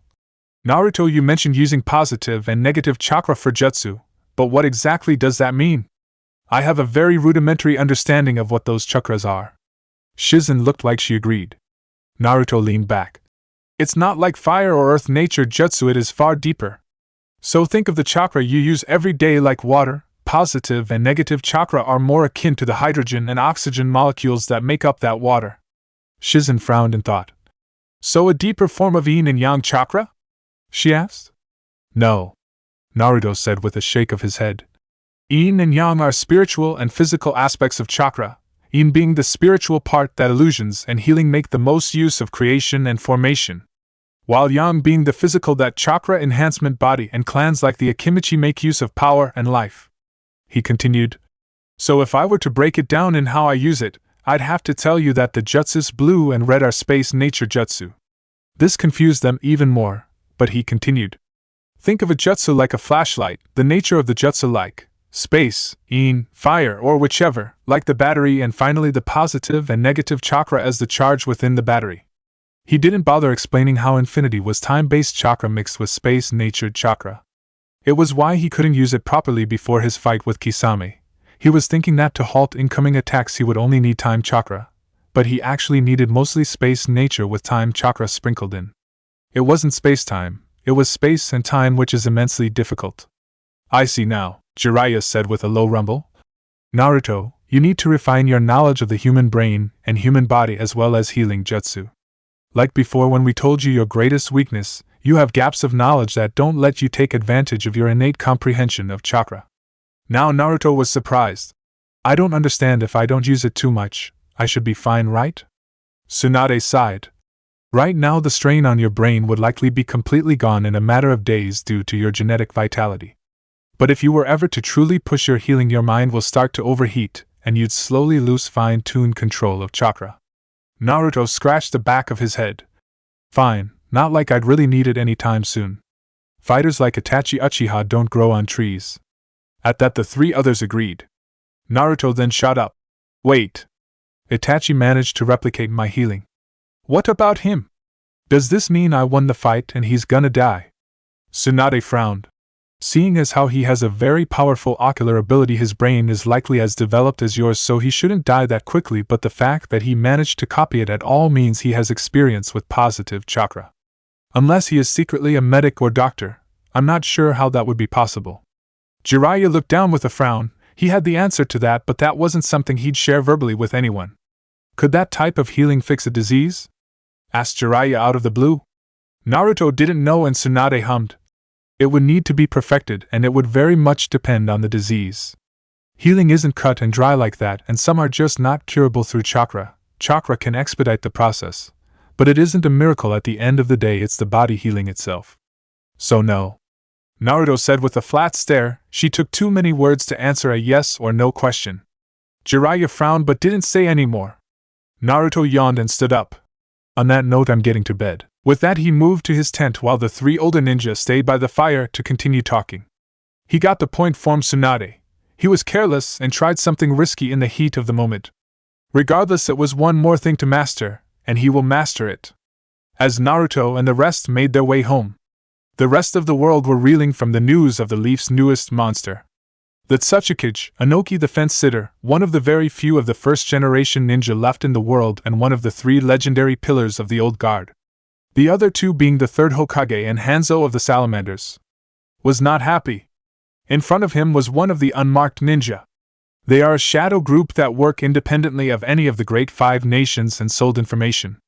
Such as when any time a new S-class is announced, they were the first to challenge to gauge their skill to sell the intel. Inoki looked over the stack of paper. The report covered the entirety of the now dubbed Battle of Tanzuka Hills. Apparently, they made use of the many dying sound ninja to conceal themselves under seals and illusions and continue to gather information. Smart. So those Leaf ninja have a new bloodline, and a powerful one at that.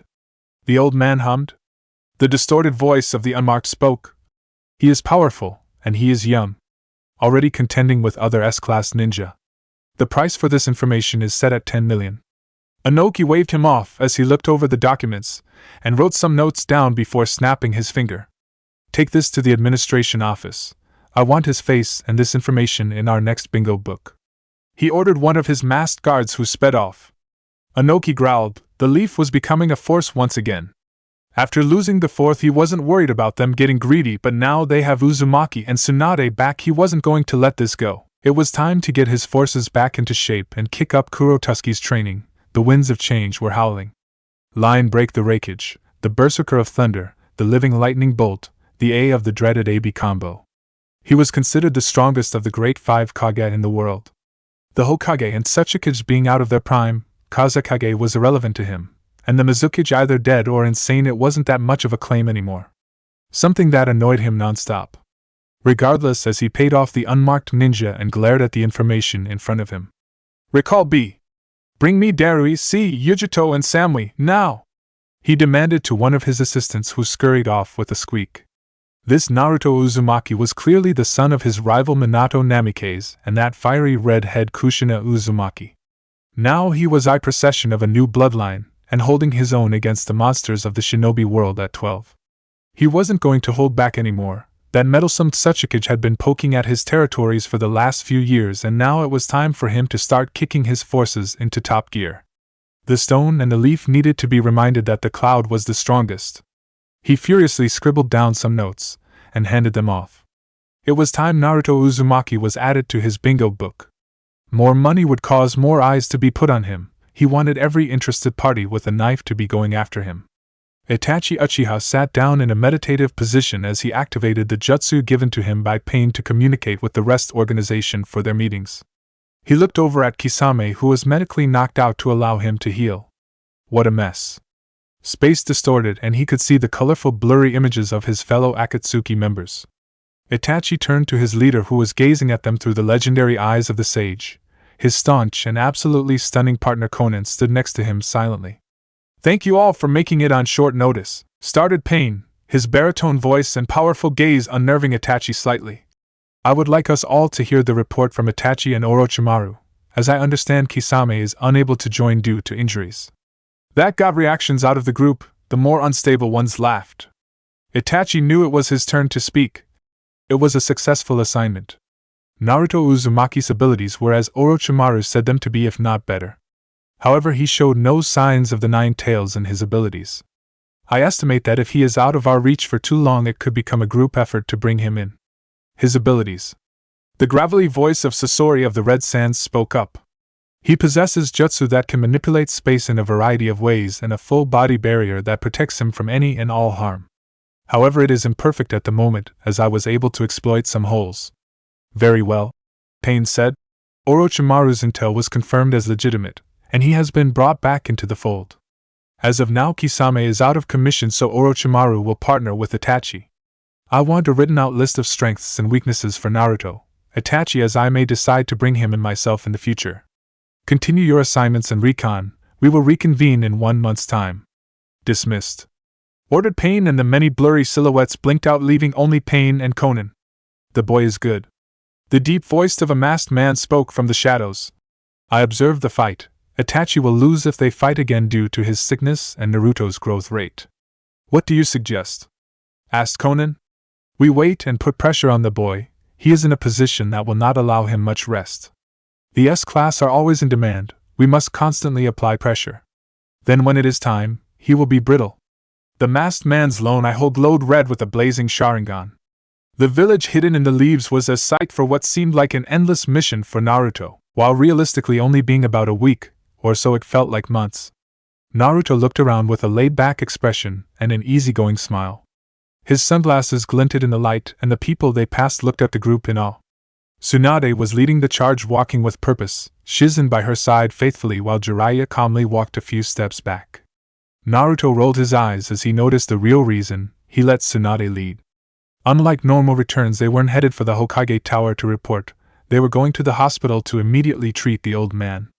Jiraiya making it a point that they needed him awake to keep certain parties off their back. Naruto tried not to let his annoyance show. He wasn't fond of the so-called High Council after their last conversation. They could all suck a rock for all he cared. Tsunade's presence caused all the people and staff at the hospital to part, allowing the group to go to their destination unimpeded. Naruto quite liked the treatment they were getting. Everyone was so reverent of the old duo that they couldn't bring themselves to speak up, much less approach them. Such legendary figures to the ordinary person or ninja. Naruto would get there soon. The two ANBU guarding the door to the third were less impressed. We're here to heal the old man, honestly use your eyes. Naruto said with a roll of his eyes, getting a thump from Tsunade and Jiraiya that he pointedly ignored. The brat is right, please open the door. Tsunade said with authority. Silently the two ANBU weaved two sets of hand signs and slammed their hands onto the ground, deactivation a variety of seals that covered the floors and walls. Then proceeded to usher them inside. Man, we sure took our time, Naruto said lowly at seeing the state of the third. He was noticeably smaller and weaker. His breathing was short and shallow, and the wrinkles on his face had never looked so deep. Naruto pushed down the urge to grab the old man's hand for comfort, for himself, or the old man he couldn't tell. Jiraiya laid a hand on his shoulder and stood next to him silently as Tsunade got to work with Shizen. They can fix him up, Naruto said. Jiraiya turned to him. Are you asking or telling me? I'm telling myself, he answered. It was faster than Naruto thought. Tsunade placed glowing green hands over the old man's chest, then worked down all of his limbs before finishing on his head. As she went, color and life returned to the old man. He wasn't what he was before, but he didn't look half dead anymore. After only 20 minutes, Tsunade sat back in one of the chairs next to the bed. Shizen continuing her tasks of jump-starting his body back into full order. Naruto held his breath as he watched the old man's breathing turn to normal and his face twitch a few times. After a while his eyes opened and he let out the most undignified yawn. That was quite the rest, the third said tiredly. Ah, Tsunade! It's wonderful to see you, my girl. I must have gone more overboard than I thought that you'd come back. Naruto shot forward before anyone could interrupt. You nearly killed yourself, old man! He shouted indignantly. What were you thinking? You're too old for jutsu like that. You ask your assistants to cool your soup. The third glared at him. What did I say about bringing that up in front of people? He gritted out pointedly, ignoring the disbelieving look from Shizen and the snickers from his two students. Naruto looked at him in wonder. That's what you're worried about, those two knowing you're old? They still see their magnificent sensei, don't take that from them. Jiraiya and Tsunade interrupted flatly. Who are you fooling, sensei? Hiruzen's head dropped, and he went back to business. How bad? Tsunade sighed sadly. Your days of large-scale jutsu are gone. I was able to undo a lot of the damage, but you aren't going to have half the power you did before. Your coils are just too strained to put that much chakra through them without risking permanent damage. How tiresome, muttered Hiruzen. I suppose I really must find a successor. Jiraiya stepped forward. We got that covered, it will be Tsunade. It's the other reason she returned, he said while gesturing to the woman. Hiruzen turned to her in surprise. Tsunade nodded. These two idiots tracked me down and convinced me to come home. Although I wouldn't have been able to do that if Naruto wasn't so reckless, it snapped me out of my issues. I still have a bit to work through, but I think I'm back in shape, she stated proudly. Hiruzen couldn't have looked more proud than he did now. Under her sensei's gaze, Tsunade had a nearly unnoticeable blush that she shook off. Jiraiya smiled softly and pulled Naruto out of the room with Shizen following.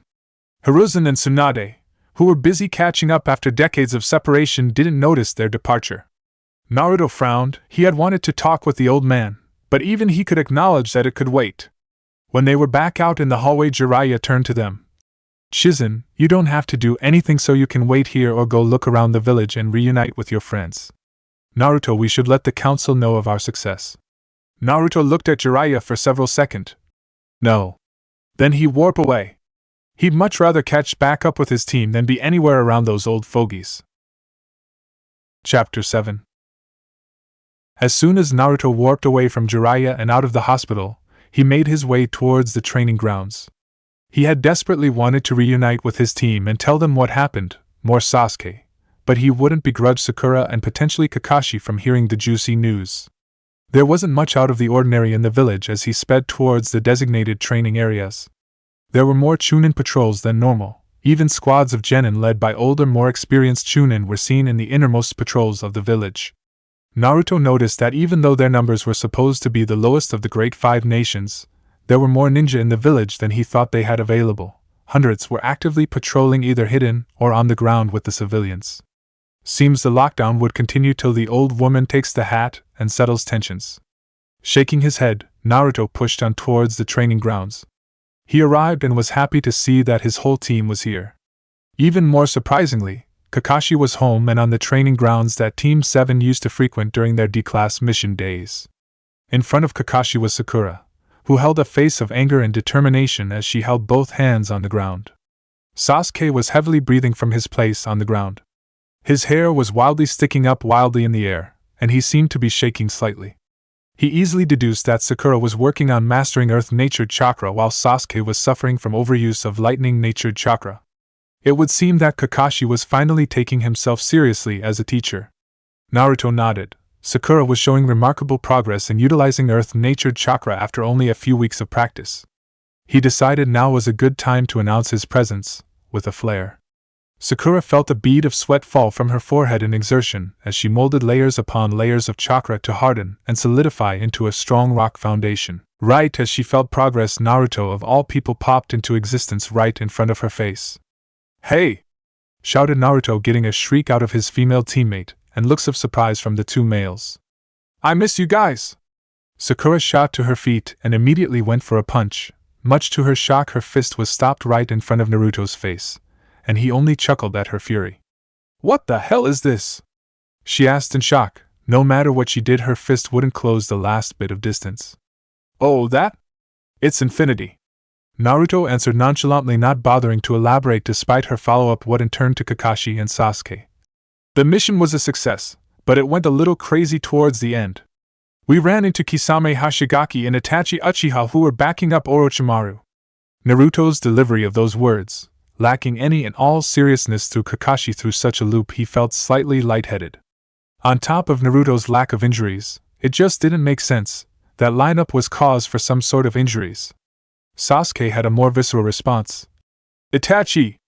What happened?" he shouted. "I kicked his ass!" exclaimed Naruto with a grin.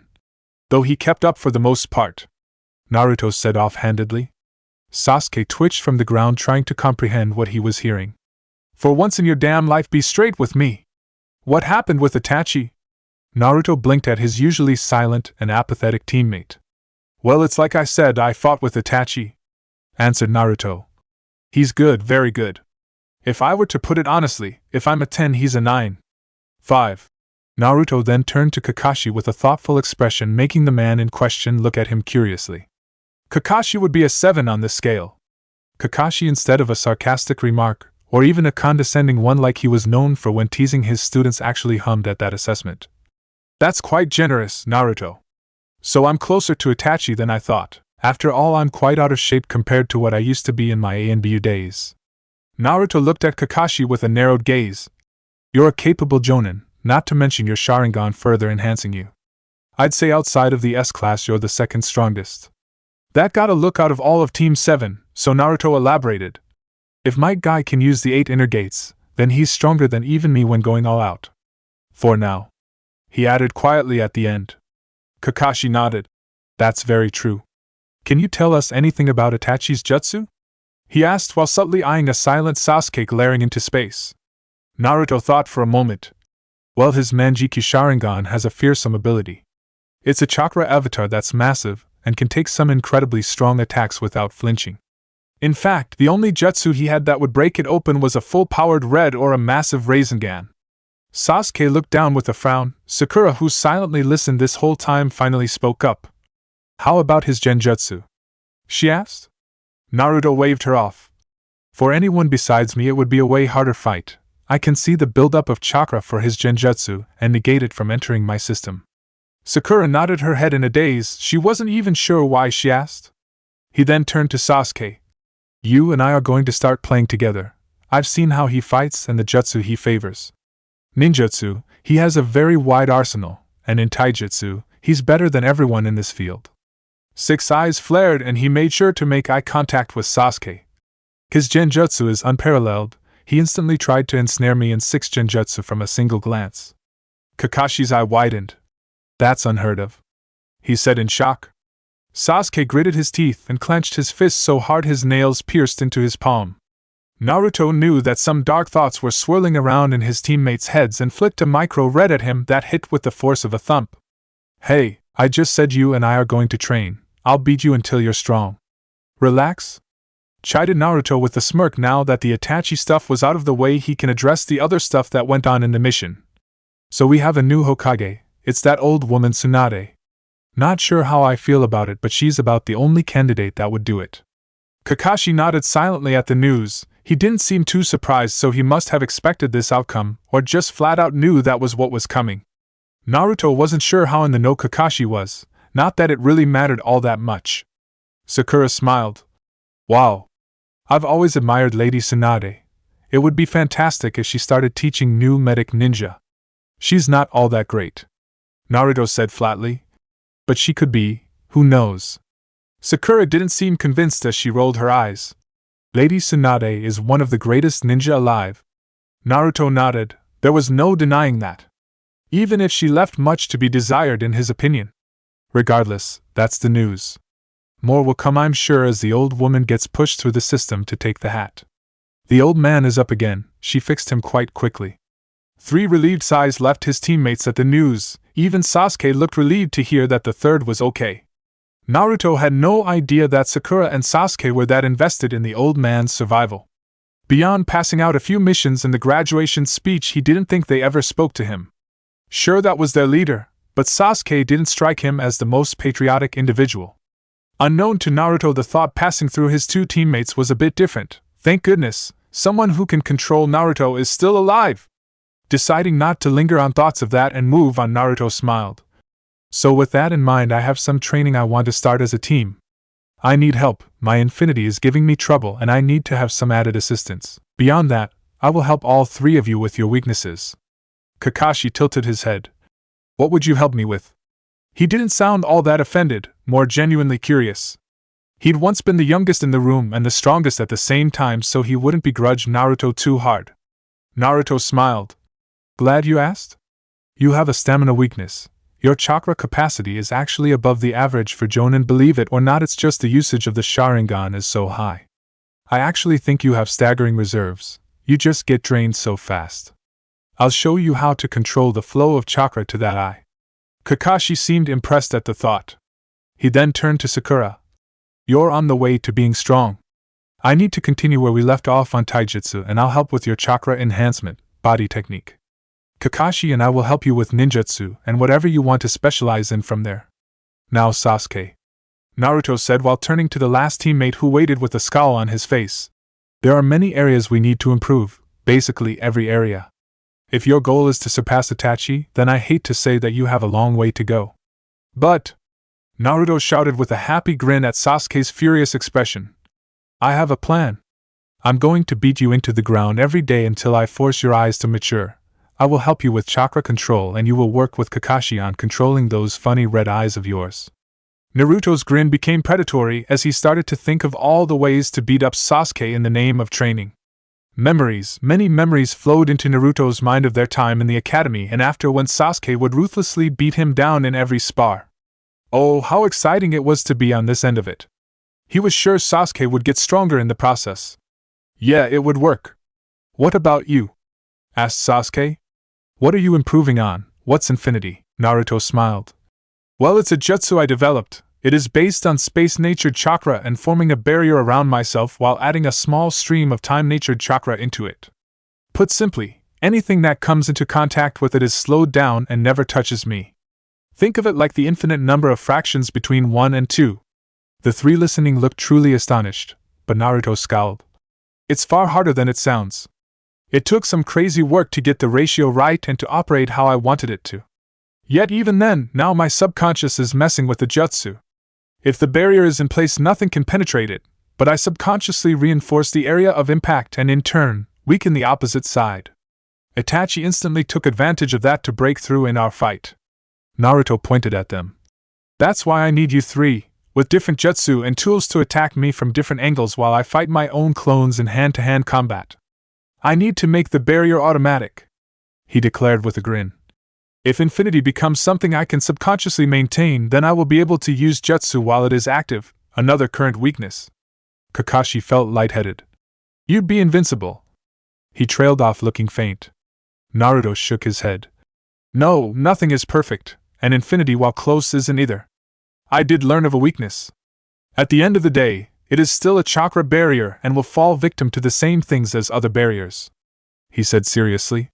Sakura looked nonplussed and Sasuke narrowed his eyes. Either of them was all that knowledgeable about barriers. Kakashi hummed. I suppose a stronger barrier could override it. He mused in thought. Naruto nodded. Probably, and sealing jutsu. There are ways to cancel out any jutsu, seals, and barriers. Forcibly turning off jutsu, and one more, but I don't think anyone outside of masters of sealing jutsu could do it, creating an empty barrier of chakra that infinity would fill on contact while attacking, thereby negating the jutsu.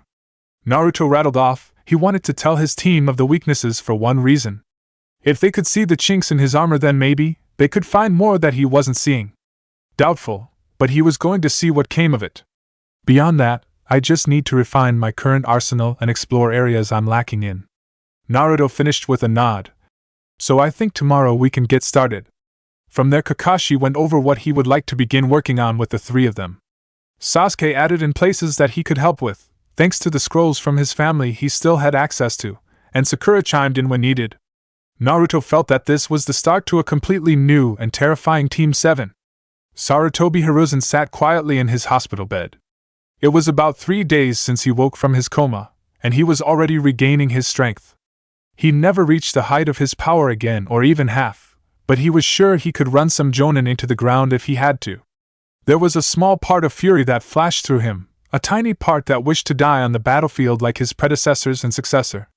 Not living to become a weak shell of what he once was. The god of shinobi, Bedouin.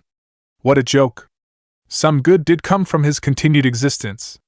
He'd been able to see the return of Tsunade, the student he was most fond of. She had been by his side till she fled from the ninja life all those years ago. She helped him run the village since she was a young teenager, having been practically bred for the position. He was sure of the 3 options for Hokage, she was currently the best for sure. Jiraiya wouldn't take the hat, too many responsibilities and hang-ups in the way. Not to mention some questionable orders would come from that one to the woman of the village if he was given autonomy. Danzo was his age and just didn't have the charisma of a Hokage. He was too militant and couldn't inspire loyalty, something that the second saw as well in their youth. It was the main reason Hiruzen gave command of ANBU to Danzo during the Second and Third War. He was truly good at commanding forces, just not leading people. There was a fourth that wasn't even considered by the High Council, but Hiruzen knew that it was an option. After all, those fools in the desert were pushing for Gaara to take the mantle of Kazekage from what little intel they managed to receive. Naruto, while young and inexperienced and hot-headed and foolish, Hiruzen had to acknowledge that maybe Naruto wasn't an option. The boy was simply too strong and too young, that brashness had to be beaten out of him. He was thinking from experience, he too was a young man with too much talent and power. It took the first Hokage smacking him around for Hiruzen to learn humility. There were many things Naruto still needed, then there was that which had been pushed aside for a while, and who knew what it would do to the Six Eyes. Also, from what Jiraiya had told him, Naruto has become a bit too curious about his past and unturned stones that were meant to stay hidden till he was older. The door to the hospital room opened, and of all people to visit, Naruto walked in with a down expression. They hadn't had a chance to speak since he woke up, almost as if the boy had been avoiding him. Naruto took a breath. "We need to talk, old man." Hiruzen felt the urge to smoke, but the nurses had confiscated his pipe. He could only nod. "Indeed we do, my boy. I know about Mom and Dad," Naruto said lamely. He knew the old man knew that he knew, but it felt right to say it. "I just want to know why. Sure, my dad had enemies, but just knowing that I came from a loving family would have helped," he finished in a whisper. Hiruzen wasn't that surprised that Naruto came right out and said it. The boy had always been straightforward. So all he could do was exhale tiredly, and feel all too old in this moment. "It was more for the sake of the village than yours," Hiruzen said, feeling now was the time to be completely honest rather than telling one of their strongest people half-truths that could blow up later. "Believe it or not, I've made some truly terrible and downright horrible decisions as Hokage for the betterment of the village. I have personally put to the sword hundreds of people, if not thousands, in my time. I knew that by keeping this truth from you, from everyone not in the know already, that I could keep wandering eyes off of you and the village until we were stronger." Naruto frowned but didn't speak up. Hiruzen continued. "It's the unfortunate burden of the hat, Naruto. The best and most terrible decisions come directly from you. Ordering an attack that will take the lives of thousands, or condemning a small boy to a lonely life to keep him and the village safe. Now what? Everyone knows now," Naruto muttered, not feeling like he was strong anymore but like a small kid asking the old man what he should do next after flunking a test in the academy. "I'm angry. So very angry that my whole life I spent it not knowing why I was alone and why no one wanted me." He took off his glasses to stare into Hiruzen's eyes. "Now I have these, the special eyes everyone cares about, and now I get to know about my family, and now everyone wants to be around me. What if I had never gotten these eyes?" he shouted. "Then I'd be dead," Hiruzen said frankly, making Naruto's eyes widen. "My boy, I would have died on that roof, and you would still be alone. Perhaps in the future you would have become strong and turned people around from their fear and hatred, but without those eyes, it would have taken much longer." Naruto hissed and looked down. "Then I'm glad I have them. I want you here to see me, to watch me become the strongest. You're the only one I know in the whole world that's been there the whole time," he said seriously, making sure not to look at the old man. He didn't want him to see his eyes water. Hiruzen hadn't been looking at him regardless as he looked towards the ceiling with misty eyes. "I'm thankful that you feel that way still. I'm truly thankful you were there to help me, my boy." Neither said a word for a while, both lost in thought and dealing with a swirl of emotion both usually didn't feel too often. Naruto wasn't sure how to proceed. He was still very angry at the situation, but he didn't really have it in himself to be mad at the old man, and that just left him feeling tired. Hiruzen felt a burden on his heart lighten a tad as a conversation he'd been dreading for over a decade didn't end in someone he considered family cursing him. It may not be a perfect situation, but he'd take it over what it could have been any day. "Did they leave behind anything?" Naruto asked suddenly. Hiruzen was snapped out of his thoughts and smiled. "Indeed, while most of their things were destroyed in the Ninetales attack, there was quite a bit I was able to salvage and put into storage. I'll show you." Hiruzen made to get up, but Naruto looked at him worriedly. "Don't think of me as a frail old man," snapped Hiruzen, to which Naruto could only hastily nod. Shakily at first Hiruzen got to his feet, but after a couple of seconds he became more steady. Naruto noticed that the old man had been slowly funneling chakra through his body to strengthen himself. He was ready to go. The ANBU, knowing that he should still be in bed, were caught in a weird place. They had no authority over Hiruzen but knew he was breaking the rules. Naruto snickered as the masked guards fidgeted in place trying to figure out what to do. "Enough," ordered Hiruzen in his Hokage voice. "Accompany us or stay. You are my elite. Stop fidgeting like schoolgirls waiting to confess to their crush." That stopped them as they silently fell in step behind their leader. Naruto felt like he was about to pop a blood vessel from holding in a laugh. Hiruzen didn't hold back the smirk. They made their way to the Hokage Tower where the high-security storage lay. Many things were kept inside, mostly sacred tools, scrolls, and treasures that couldn't be stored elsewhere. Gold that had been taken from the land of stones during the Third War. Or from the land of water that was so valuable 1 kilo could set a family for 4 generations of luxury. Many more, but in there as well was a large box that Hiruzen led Naruto to. Inside weren't scrolls or jewels that held riches for him. Naruto didn't really want that anyway. There were clothes, pictures, and a notebook that had burned edges. The pictures were from different times in his parents' lives. Some from his dad's academy days, then with his teammates, another with Jiraiya. Even one where his parents looked like fresh genin. His mom had pictures with an older woman with long red hair, by herself at graduation, then with his dad and Jiraiya. Then the pictures as a couple ranging from dates to their wedding photo. Naruto's mouth quivered at the last one, and he noticed his eyes stung. The last frame was a picture of his mother and father. His mom was very pregnant, and next to that photo on the frame was a slot without a picture, and under it had the words "Our son Naruto" carved into it. All he could do was hold the frame to his chest tightly. Hiruzen had long dismissed the guards from the room and was sadly walking away. He didn't want to encroach on the Uzumaki Namake's family any more than he already had. He'd let the boy cry over his lost family in peace. He hoped Naruto would get some kind of closure from this. Hiruzen felt that he was in for an interesting meeting. About a week after taking Naruto to the archives, he and everyone in the High Council were called to meet. All the clan heads and department head were to meet to go over the transition of power from himself to Tsunade. As he sauntered into the large meeting room, he noticed most were already there. The Inoshikacho heads were here in seats quietly talking. Not far was Shibi Aburame not engaging in conversation as he waited. Similarly, Hayashi Hyuga stoically sat in his chair idly listening to the others. Asuma was here as the Sarutobi clan head, and he was next to the Inoshikacho not talking but listening to their conversation.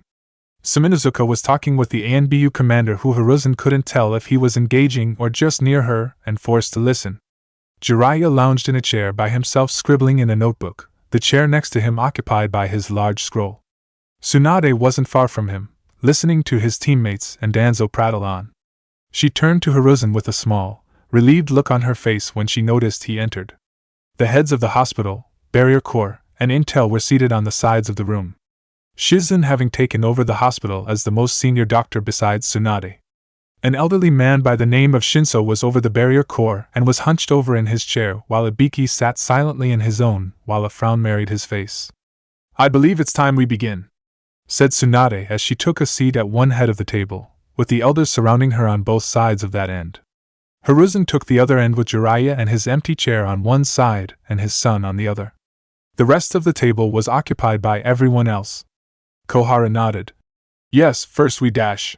She was interrupted by the door opening. Everyone instantly knew who it was. It was impossible to mistake the chakra presence. Naruto walked in with a serious look on his face and a new look to him. Glasses were gone so that everyone could see his face. He left off his baggy blue jumper and kept the black shirt under it and dark blue baggy pants. Over his shirt was a new addition. A large white haori with red edges. On both shoulders and the back were the red spirals of the Uzumaki clan. That's his mother's clan haori she used to wear. Hiruzen thought fondly.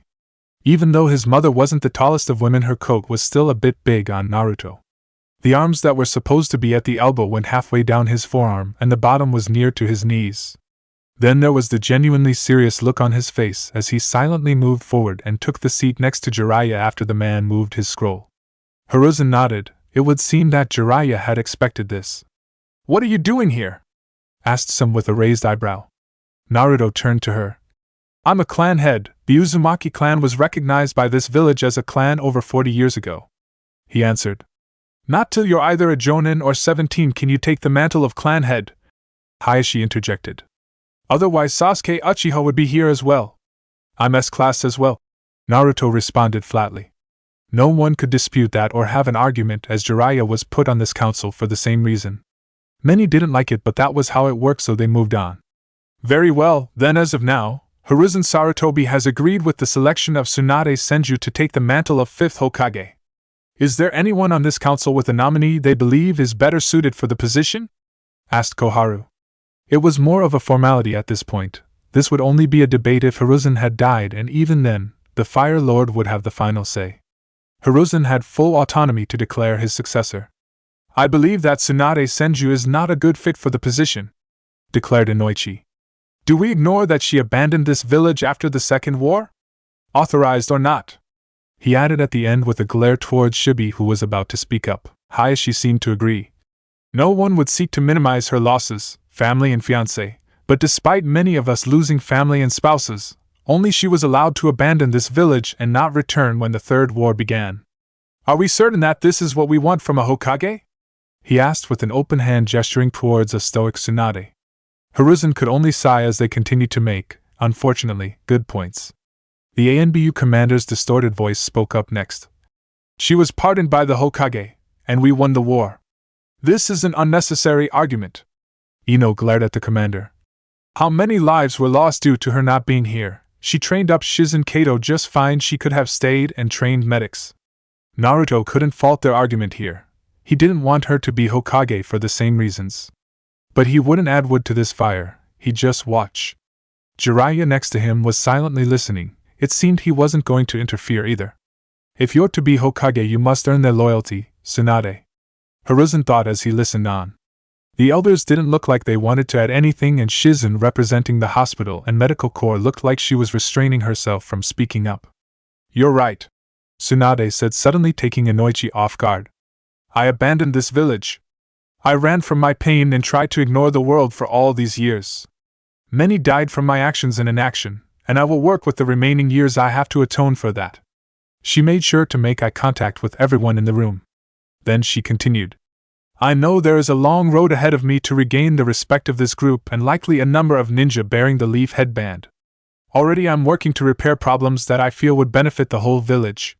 If all of you put your trust in me, I will show you that the fire within me that nearly went out has been reignited. I don't want to wallow anymore and drown my sorrows in sake. I want to work to make sure that the next generation doesn't suffer the fate of mine and yours. But to do that I need all of your cooperation. I need all of you to put your trust in me, if only for a little while as I show you my worth. No one could mistake the passion and fire in Tsunade's eyes as she spoke. She made sure to put every bit of spirit she could into her words to make sure all of them were felt by the people in the room. Both Inoichi and Hayashi had gone silent as they listened. Naruto took a breath and looked at the old man. Bad choices that were regretted didn't mean they were bad people who didn't deserve a second chance. He knew what he had to do. He turned to Tsunade. I'll help where I can, Lady Fifth, he announced, cutting through the silence of the room like a blade. Next to him, Hiruzen couldn't keep the proud smile off his face, and Jiraiya's grin was wide and bright. Inoichi could only sigh tiredly as he slumped in his chair while Hayashi stood stoically in his own. The elders, again, remained impartial in this conversation, while the rest knew this was merely a formality anyway. Then the matter is settled, announced Koharu. Then we can dash. I have something I would like to bring up to the council and to the now fifth Hokage. Danzo announced, getting a twitch from Koharu at being interrupted again. What are we to do about the sand and sound? Action must be taken against those who invade our village. Hiruzen spoke. The sand weren't totally at fault. Orochimaru posed as their leader and ordered the attack. They retreated as soon as they learned the truth. The sound needs to be dealt with, Tsunade declared firmly. I agree that the sand can receive leniency in this case, but Orochimaru must not have control over forces. Commander, I'm ordering you and Alpha Squad into action with Jiraiya. I want to know what numbers the sound has and what kind of infrastructure. Effective immediately. I have already sent a missive to the sand that I want to meet with their leadership for discussions. I will be traveling once we get a location. Naruto and Kakashi will be my guard while Sensei overlooks the village, announced Tsunade. Not excited about that, Naruto thought lamely. He just got back after all. Danzo was as stoic as ever, so no one knew what he was thinking, but Hiruzen could tell that he wasn't thrilled with these decisions, more so involving the sand. Only time would tell what would happen from here. Chapter 8. Naruto looked at the massive expanse of land tiredly. The route to the meeting point for the Leaf contingent and the Sand contingent resided in the Land of Rivers, a barrier country between the lands of fire and wind. Nothing too interesting lay within the Land of Rivers besides several fishing villages and port towns for trade. It was also a country that had been ravaged by the Great Five Nations during the many battles of the Great Ninja Wars. The group was small, like Tsunade mentioned during the council meeting where the transition of power was formalized.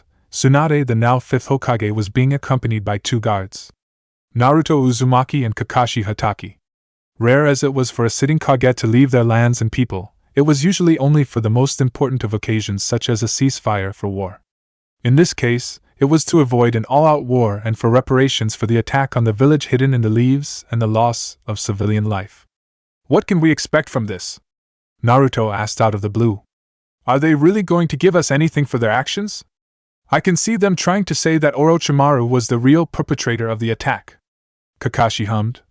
They will need to provide something of value as they know that their military might have taken a massive hit with the death of the 4th Kazekage. While Pakura is a renowned S-class ninja, she is the only one left that is still in her prime. Naruto had never heard of Pakura and only hummed. They have metals unique to their lands, Tsunade said from in front of them. Metal? Naruto asked in a bored tone. Kakashi blinked in surprise then nodded. Oh, that's right, he said gravely as he looked into the distance. Tsunade turned back to Naruto. Don't underestimate the rarity of the metals harvested in the northern corners of the Land of Wind. Unique from anywhere else in the world. The metal known as shining iron that is then refined into ivory steel is the most coveted ore in the world. Naruto frowned. Don't tell me it's for some noble in the capital who wanted some fancy jewelry, he said with a snort. No, Tsunade answered firmly. They only want moon gems from the south. Ivory steel is something I want for the village. Oh, why? Well, they can be made into blades that are known for incredible sharpness and chakra affinity. Their rarity makes it nearly impossible to get one unless you are granted elite Jonin status as a sand ninja. Even then they are more ceremonial due to an event in the First Great Ninja War, explained Tsunade. Naruto raised an eyebrow. Which was? Well, started Kakashi hesitantly. My father stole one from a defeated enemy. Naruto tilted his head in thought for only a moment before his eyes shot open. He knew of the legendary white fan of the leaf, Tsukumo Hataki, known for his white chakra saber and its unique capabilities. Wait. You mean to tell me that the Sand Village has had access to white chakra sabers this whole time?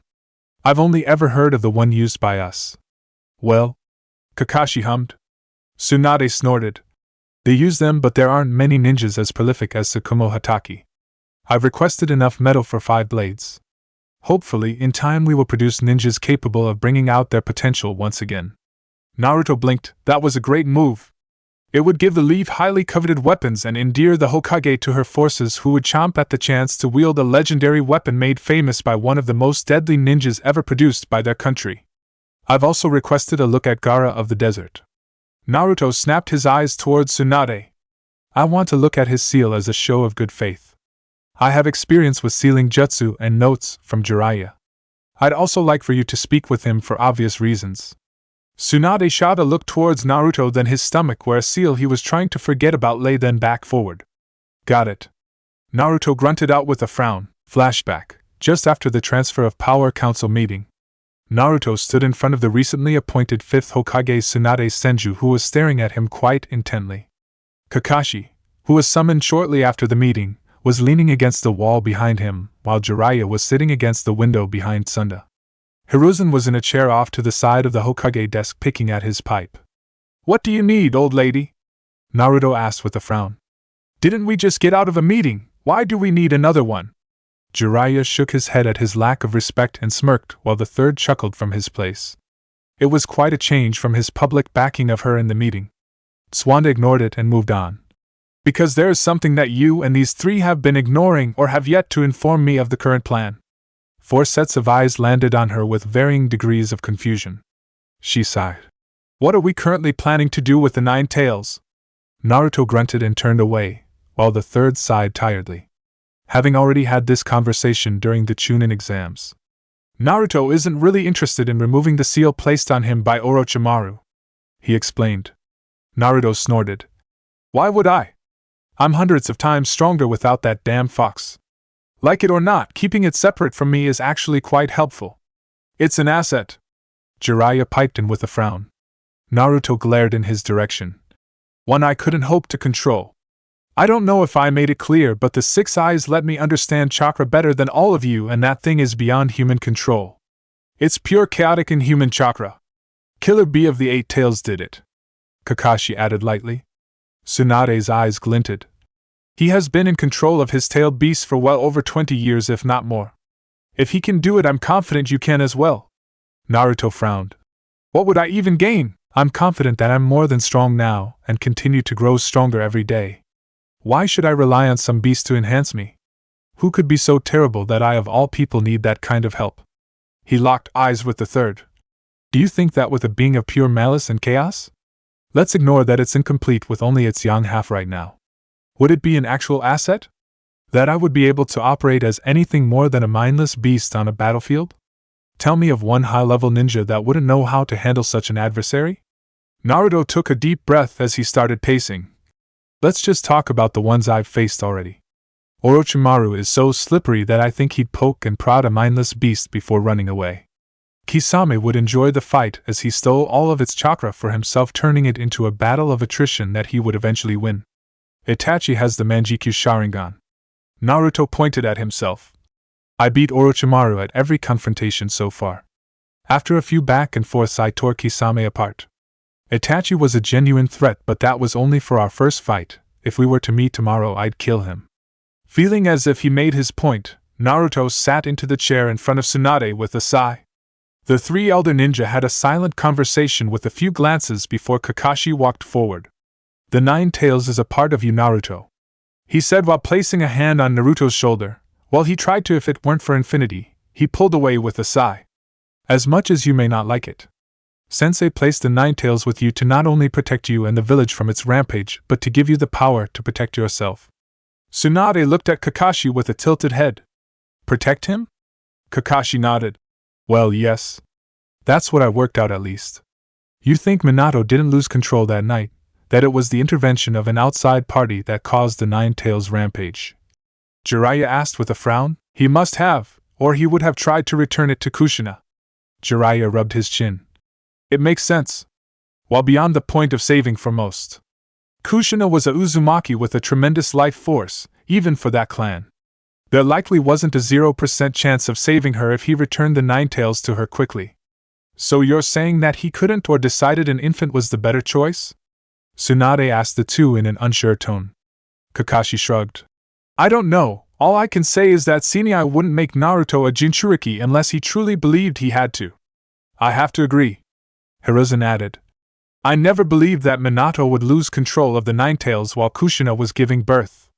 He was absent at the start of the Nine Tails rampage, protected the Hokage monument, then disappeared again. It's most curious.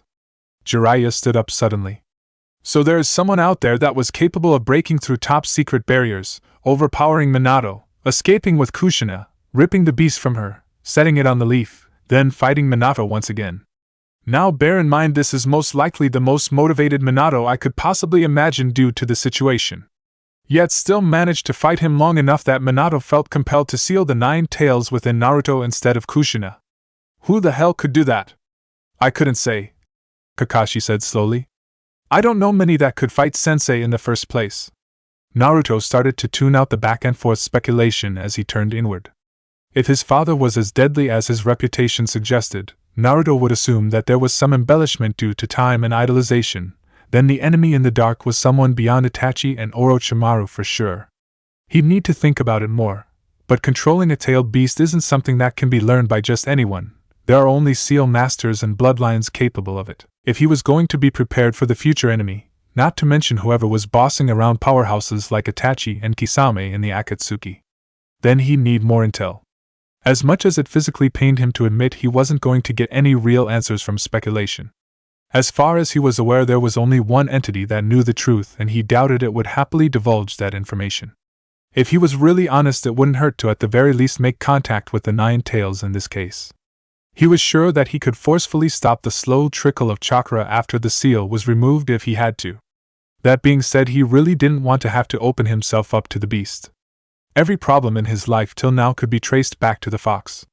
Even not being able to use his bloodline till he was sealed showed that the fox was nothing more than a hindrance. Though communicating with and relying on something were two entirely different things. He could open the seal up to at the very least speak with the beast and react from there based on its responses. But he wasn't going to follow the lead of these four. If he's gonna do it, he'd do it his way. Fine, Naruto said, suddenly interrupting the discussion.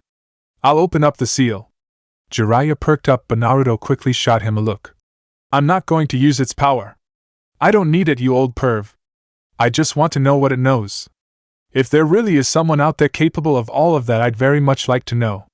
Naruto's eyes suddenly began to glow, and the weight of his chakra escaped his control for a moment. I would very much like to kill whoever it is as well. Well, that's all well and good, Naruto. But I can't have you escorting me to a diplomatic meeting with a wild card like that, Tsunade said with a frown. I just wanted to know the game plan. We will proceed with the removal of the hindering seal when we return from our mission. Fine with me, agreed Naruto. Hiruzen stood with a groan. When the time comes, I will assist you as best I can, he offered with a smile that Naruto returned. You're too stubborn, Jiraiya moaned. Fine. It's a start. When we're back, we can start looking into connecting with the Nine Tails. Naruto, in the meantime, I want you to focus on honing your connection to your chakra. You instinctively know, but I want you to have an intimate connection with your chakra purposefully. Naruto had no idea what that meant. Back on the road to the land of rivers, present time. Naruto clenched his fist at the reminder of opening up to talk to the Nine Tails. He wasn't thrilled, but it really was his only move to learn more about that night. Listen up, Tsunade ordered as she came to a stop. The meeting point isn't much further ahead. We shouldn't expect a warm welcome. Naruto, I want you to not speak. Naruto moved to speak. No! You are the least diplomatic person here. She turned to Kakashi. Your reputation precedes you, so your presence is enough, especially if that old lady is there. Kakashi tilted his head at the mention of an old lady but didn't comment. Naruto huffed and turned away. I'll do the talking. Let's just hope nothing crazy happens, mentioned Tsunade with an impatient sigh as the meeting point came into view. Line break nearly 2 kilometers away from the meeting point of the Sand and Leaf. A small group of individuals gathered to plan their next move. The group consisted of 3 people, all male. The first was a younger man in his late teens. He wasn't that impressive physically, but he made up for it with his chakra, dense and vast. The second was a much older man, pushing his 60s, with a formal set of robes and a katana at his side. He was meditating in the corner of the room at the moment. The last was a well-built man. His ninja attire was form-fitting and showed off his thick muscles. He was slightly scared on his arms and neck. Curiously, his presence lacked any and all chakra, as if he was suppressing it to the point that it was invisible. The target is entering the building, said the well-built man. If we can cause a large enough distraction, then we will have an easy time of it. He turned to the young man. Hiro, I want you to set explosives around the building. On my signal, ignite all of them. Then he turned to the old man. Isho, when the bombs go off, I want you to kill whoever you can in the chaos, then move towards either Kakashi Hatake or Baki. They have the highest bounties besides Naruto Uzumaki. Isho opened one eye. Are you confident in killing Naruto Uzumaki, Genzo? The intel around Infinity made it seem impossible. Such a thing isn't overcome lightly. Genzo grinned, his eyes glowing with power and malice. I'm confident that I will enjoy myself and get rich in the process. Hiro now! He shouted. Hiro shot off at the command, having stuck around to hear Isho's question and Genzo's answer. They would only have a small window to attack as the conversation started. Afterward, their guards were sure to go back up. Genzo smiled. He in his 10-year career as a bounty hunter had never failed. He's killed many shinobi and samurai, from younger rookies up to experienced jonin, and he was excited to make his biggest payday ever on the young brat with the 6 eyes. His hand fell into his tool pouch and pulled out a long katana. It was etched with seals, and at the end of the handle dangled a talisman. It was a sacred blade of the Uzumaki, bought off the black market for around 30 million. He was sure that he and Naruto Uzumaki would be having fun soon. The Leaf and Sand contingent made their way into the meeting hall of the massive hall located in an abandoned fortress. While nobles needed gaudy luxuries to entertain them as they sat around and talked, ninja needed a large room to fit everyone in a neutral zone.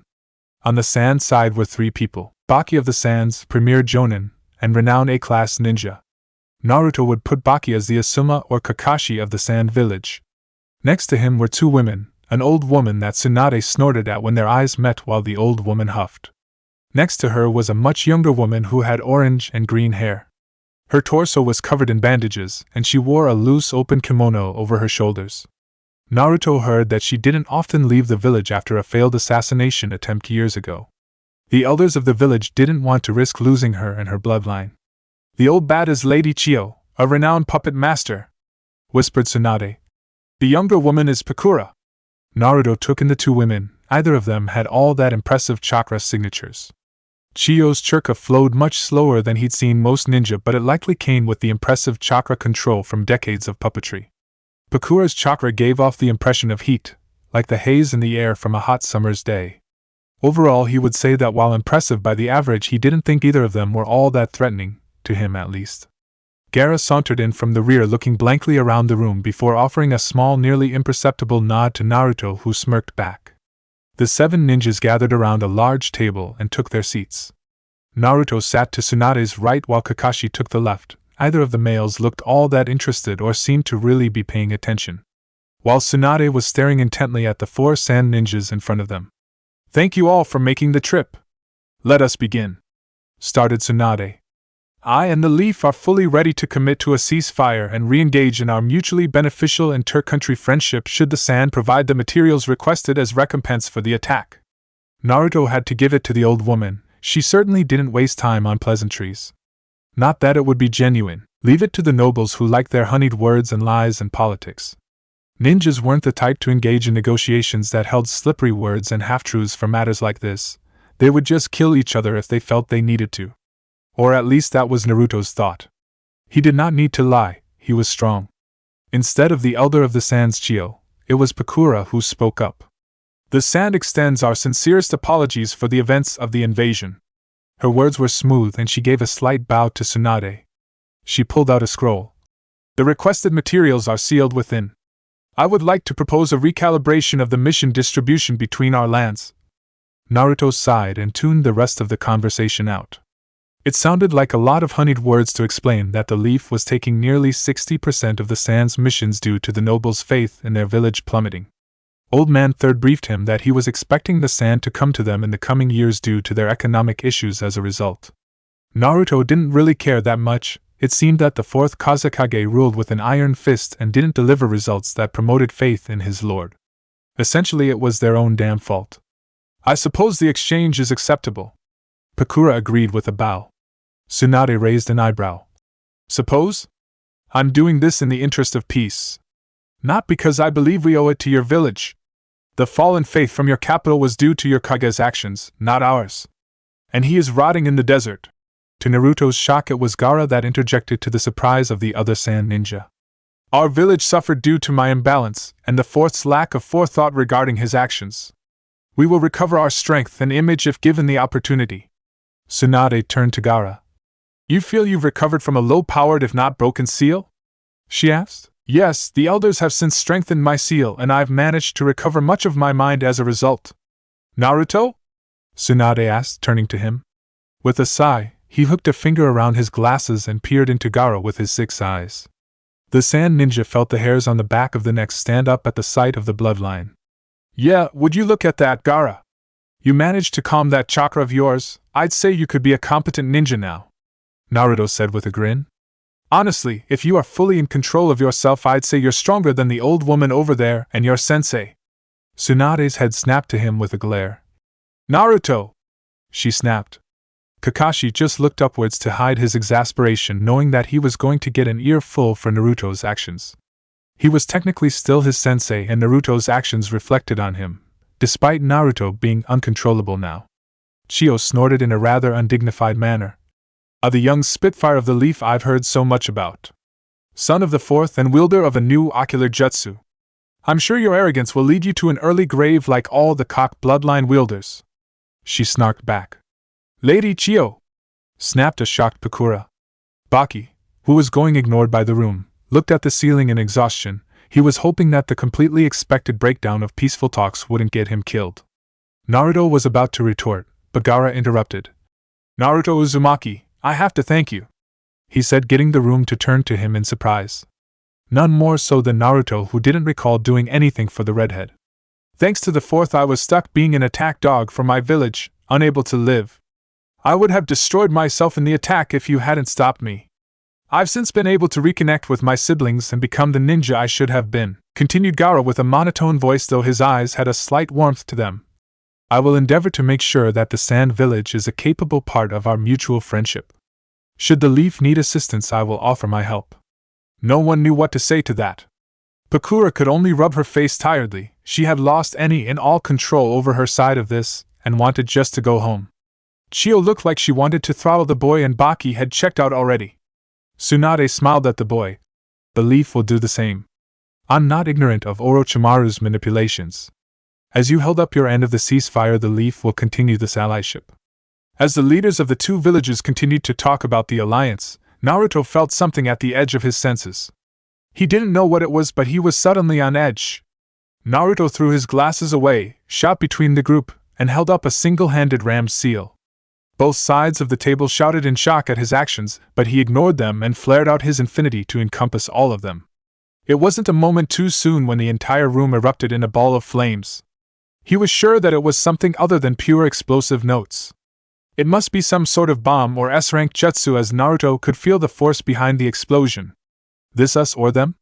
Naruto asked the shell-shocked group, while he directed it to Tsunade, who looked up at him in shock, then turned to the sand ninja, who were equally as shocked. So someone else got it. As the flames died out, Naruto pulled infinity back into himself and relaxed. He was a bit annoyed that he had to push his jutsu to that extent to protect everyone. Infinity covering that much gave him a bit of a headache, so he needed to tone it back for a few seconds. It was a serious pain in the neck. Though he was glad he did it, he didn't think it would be good for the village if the group from the sand died while meeting them in a secluded place under the guise of peace talks. The war would certainly continue. Naruto turned around to Tsunade. I guess someone. He stopped talking to cough up a glob of blood and looked down at an ornate-looking katana. Naruto! Shouted Tsunade, and Kakashi as a person emerged from behind Naruto holding the long katana sticking through his chest. Naruto turned to look into the man's eye. Smart getting me right after that. I didn't even see you, he said while his eyes flared with power. The man grinned. Yeah, lots of juicy intel about those eyes hit the black market. Lots of interest parties want you dead, and I want that payday. Before Kakashi or Tsunade could move to help, two more people blurred into the room, a young man and an older one. From the opposite side of the room, dozens of ninjas rushed into the room and went to overwhelm the sand and leaf ninjas. The man behind Naruto yanked out the sword and grabbed him by the back of the head before throwing him through the wall out of the room. Kakashi wanted to help, but the older man, dressed in formal robes, stood in his way wielding an aged katana. Kakashi Hatake, you will be facing me. Isho of the False Moon. Tsunade smashed her fist into one of the many ninjas only for it to burst into flame, burning her hand. Another jumped onto her and exploded, however from the smoke a smoldering chair remained, showing a substitution. The young man flashed through several seals in a blur before a dozen more clones sprung into existence, and rushed after the sand and leaf ninja. Tsunade grabbed the real one by the throat. I recognize you. Hero of the Hidden Flame. You're worth quite a lot. She clenched her fist to snap his neck, but Hero suddenly erupted into a ball of white-hot flames, causing Tsunade to scream out in pain. Another hero emerged from the back of the room. As a master of clones and deception, did you think I didn't know how to make a clone look like the real one? Do you think I'm the real one? Do you think I'm even in this part of the castle? All this was asked with a malicious grin on his face as Tsunade silently healed her arm and side of the burns. Let's play Tsunade of the Sannin, he shouted before his body exploded, filling the room with white-hot flames. Chapter 9. Jiraiya mulled over a recent intel report. The Land of Sound was a vast and seemingly barren country. But what lay beneath were dozens of underground labyrinths home to hideouts, outposts, and full-on camps for Orochimaru's forces. ANBU's Squad Alpha estimated the forces under Orochimaru's control numbered just under 2,000, which was a massive force to be loyal to an international criminal. However, they weren't exactly of high quality. Most of them were barely trained bandits, and various other missing nin who followed Orochimaru in hopes of a stable environment without looking over their shoulders. Jiraiya predicted that if they killed the snake, over 90% would abandon the country and go back to being solo criminals. Which meant if they killed his old teammate, then they could essentially call it a job well done and go home. Therein lay the problem. Finding Orochimaru was something of a task he'd given himself in the last decade, with no success beyond vague tracks that lead nowhere. His plan at the moment was to split the Alpha Squad into 4 groups of 5 operatives and have them strike at the north, south, east, and west corners and try to drive the forces further into the country to force them into a smaller set of locations. If the reports were correct, then it was working well so far. They had destroyed 7 bases and nearly 200 of Orochimaru's ninja. But they hadn't run into any of the elites on their list. None he would even classify as a jonin. If the intel was correct, Orochimaru has around a dozen or so elite ninjas he personally trained under his command. So the tough part of the mission hadn't even started yet. This is going to turn out like any mission I've had about my old teammate. More trouble than it's worth. I hope Tsunade and Naruto are having a better time. Jiraiya thought with a groan. Naruto was not having a great time. If there was one thing that annoyed him these days, it was idiots who were full of themselves. In retrospect, he had been one of said idiots. But he wasn't one anymore. The guy in front of him. He really didn't even bother to pay attention when he was told the guy's name was. The one who got a lucky shot, and after he thwarted a massive surprise attack, everyone at this meeting owed him for that. With a sword that was doing things that really should be possible.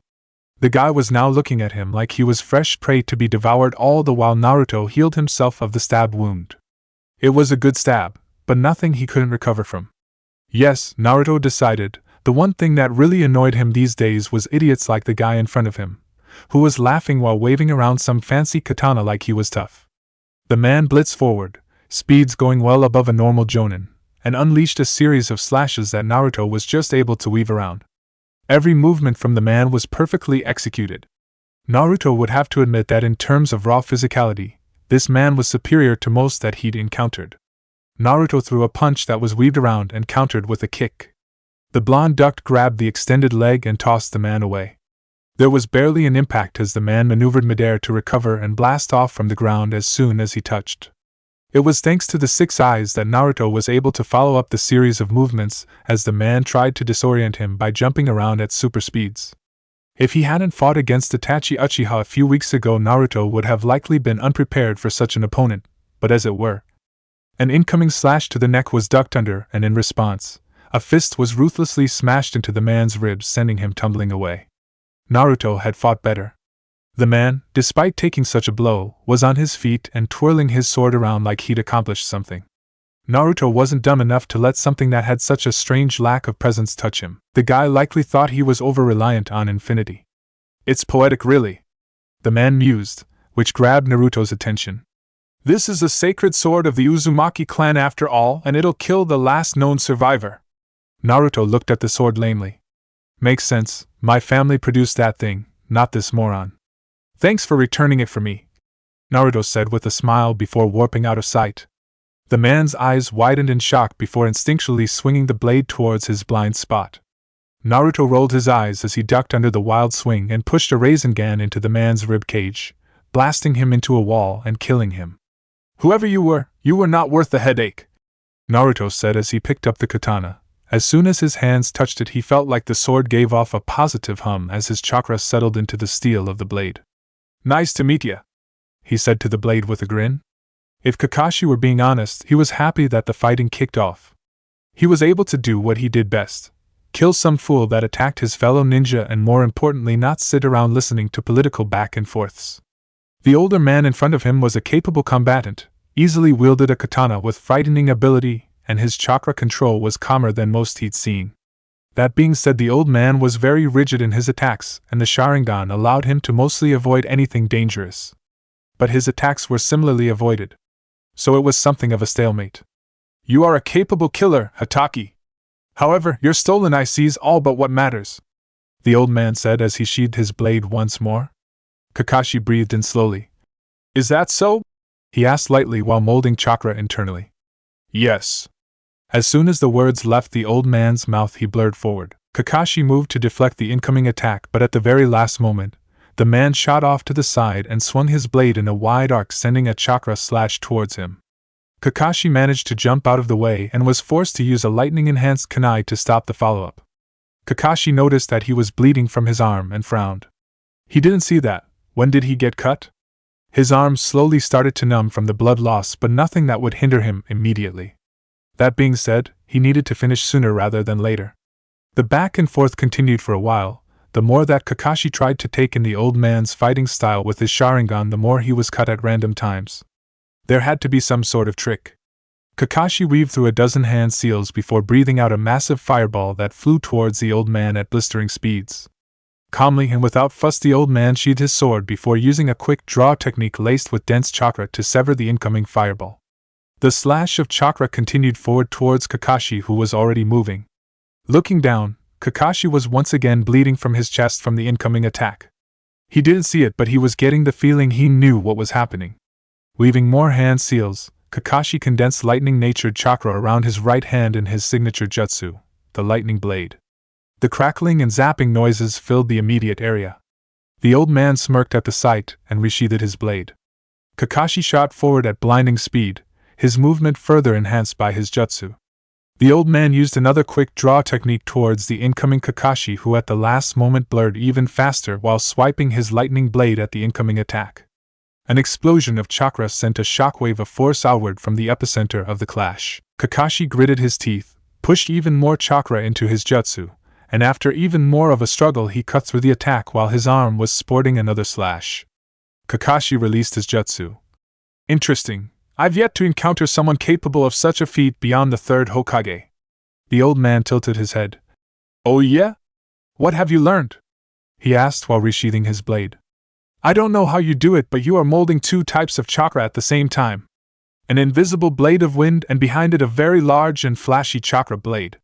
My eye is drawn to the large flashy jutsu while the small wind blade cuts into me before the chakra slash even reaches me. Very good, but does knowing help you overcome it? Kakashi cracked his neck. Oh, very much so. Without a moment's hesitation, Kakashi shot forward. The old man repeated his quick draw, but this time as soon as the blade was about to leave the sheath, Kakashi dove out of the way and bounced off the wall at an angle. The old man's first slash was missed, and he tried to repeat the attack, but before he could even resheath his blade the cold steel of a kunai entered his neck. Kakashi gazed down at the dead old man dispassionately. Isho of the false moon, what an interesting technique. Tsunade could say without hesitation that she was more angry at this moment than she'd been in 15 years. The little shit of a ninja attacking her was a prodigy with clones, and she has wrung his neck perhaps 57 times, and each one has been one type of clone or another. The brat wasn't even that impressive at anything but essentially stall tactics. No injury she'd received has taken more than simple healing to fix. I'm surprised a legendary ninja and Kage can't tell a clone from a genuine person. Hero of the Hidden Flame commented lightly from his place on the ceiling. Want a hint? Tsunade breathed out an angry sigh and gazed up at Hero. I'm going to enjoy killing you, she said darkly. Two heroes rushed her from her left and right. Tsunade didn't even acknowledge them. She stomped the ground and cracked the earth beneath her feet, shaking the entire area. From there she kicked two rocks, one at each close, which blasted through their skulls before they could even try to dodge. From both clones came an explosion of fire. Good job! That's two more! Tsunade glared at the roof before throwing a massive rock at the observing clone. Like she expected, the rock hit the clone on the roof and burst into flame upon its death. The sounds of fighting were heard in the distance. It would seem that the contingent from the sand was engaging the forces brought to bear by these mercenaries. She hoped that if the real hero was out there he would die soon. She was getting tired of killing clones. 5 more clones rushed towards Tsunade, who only sighed and met them with her fists wreathed in dense chakra. Fire burst into life with each hit. Naruto cut his way through the mercenaries that attacked them. The Uzumaki blade sang with joy with each kill. He wasn't sure how he felt using a tool that had an echo of a personality, but at the moment the sword made everything a bit easier and quicker. In the distance, he saw a couple of puppets cutting their way through ninja, while in another corner blood-red flames turned everything to ash. Naruto's eyes told him that the flames were comprised of a perfect combination of fire and wind chakra feeding and enhancing each other. Pakura of the Scorching Sun indeed. Naruto was confident that Pakura would be a tough opponent for him if he didn't have infinity. Her jutsu was so hot that being near them for too long would likely cause dehydration and overheating. Not to mention the damage of actually touching her flames. What a powerful bloodline. Then there were the floating grains of sand flying everywhere and far in the distance in what looked to be a whirlwind of sand flaring up every few seconds. Gaara wasn't playing around, it would seem. Naruto had to acknowledge the level of growth that the redhead had shown. He'd improved his control quite a bit ever since the invasion. Or was it that he was more sane and more in control of himself? Whichever it was, Naruto was honestly impressed. He wished his teammates were that quick on the uptake. Perhaps then they'd be able to come on missions with him. Naruto took a deep breath. Let's just cut to the chase. They'd have to sacrifice infinity, as the chakra structure couldn't be maintained with the complex force of the barrier. But for ninjas like these, he doubted they'd need it.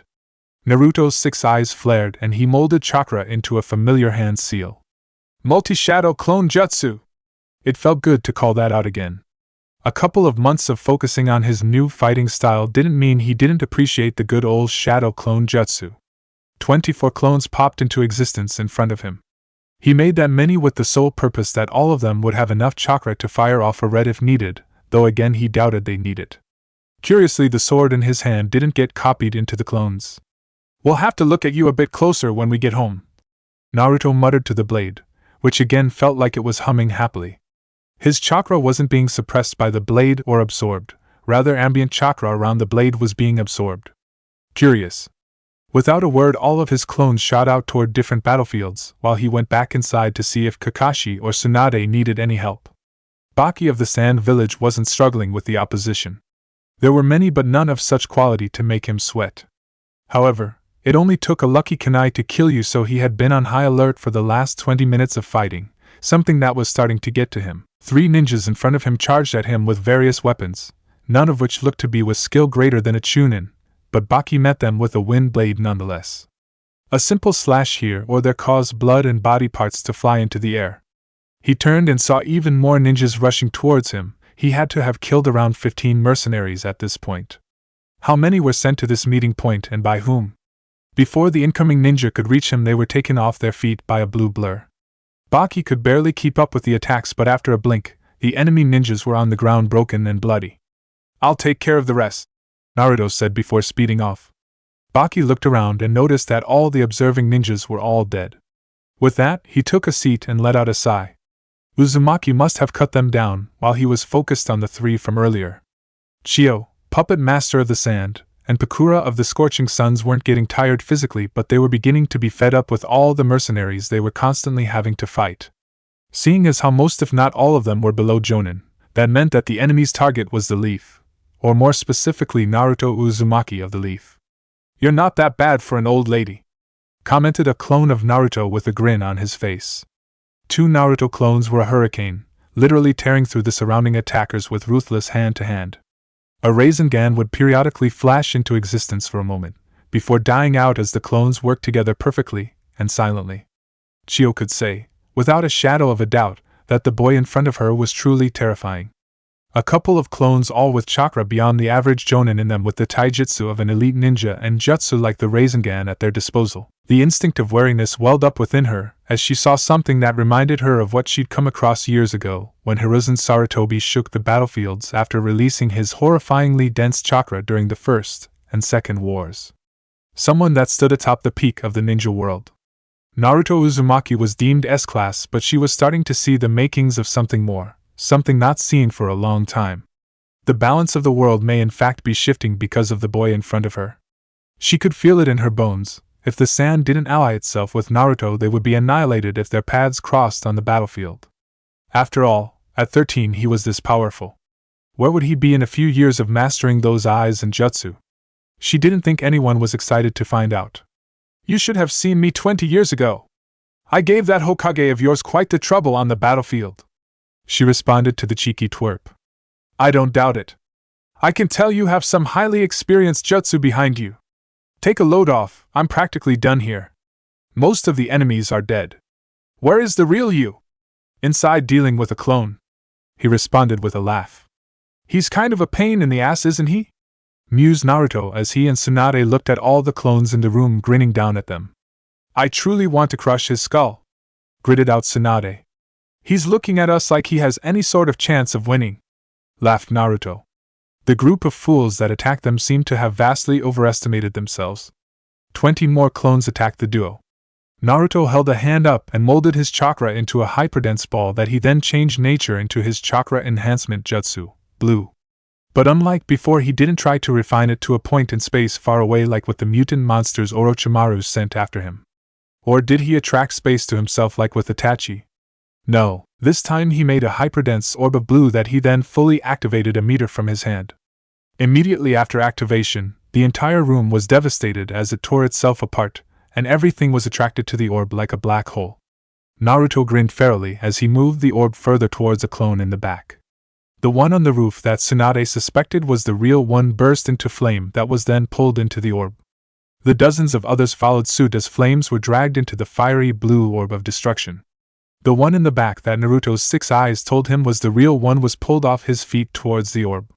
Hero of the Hidden Flame screamed as he was crushed into nothingness as soon as he touched the orb. The orb then immediately died out.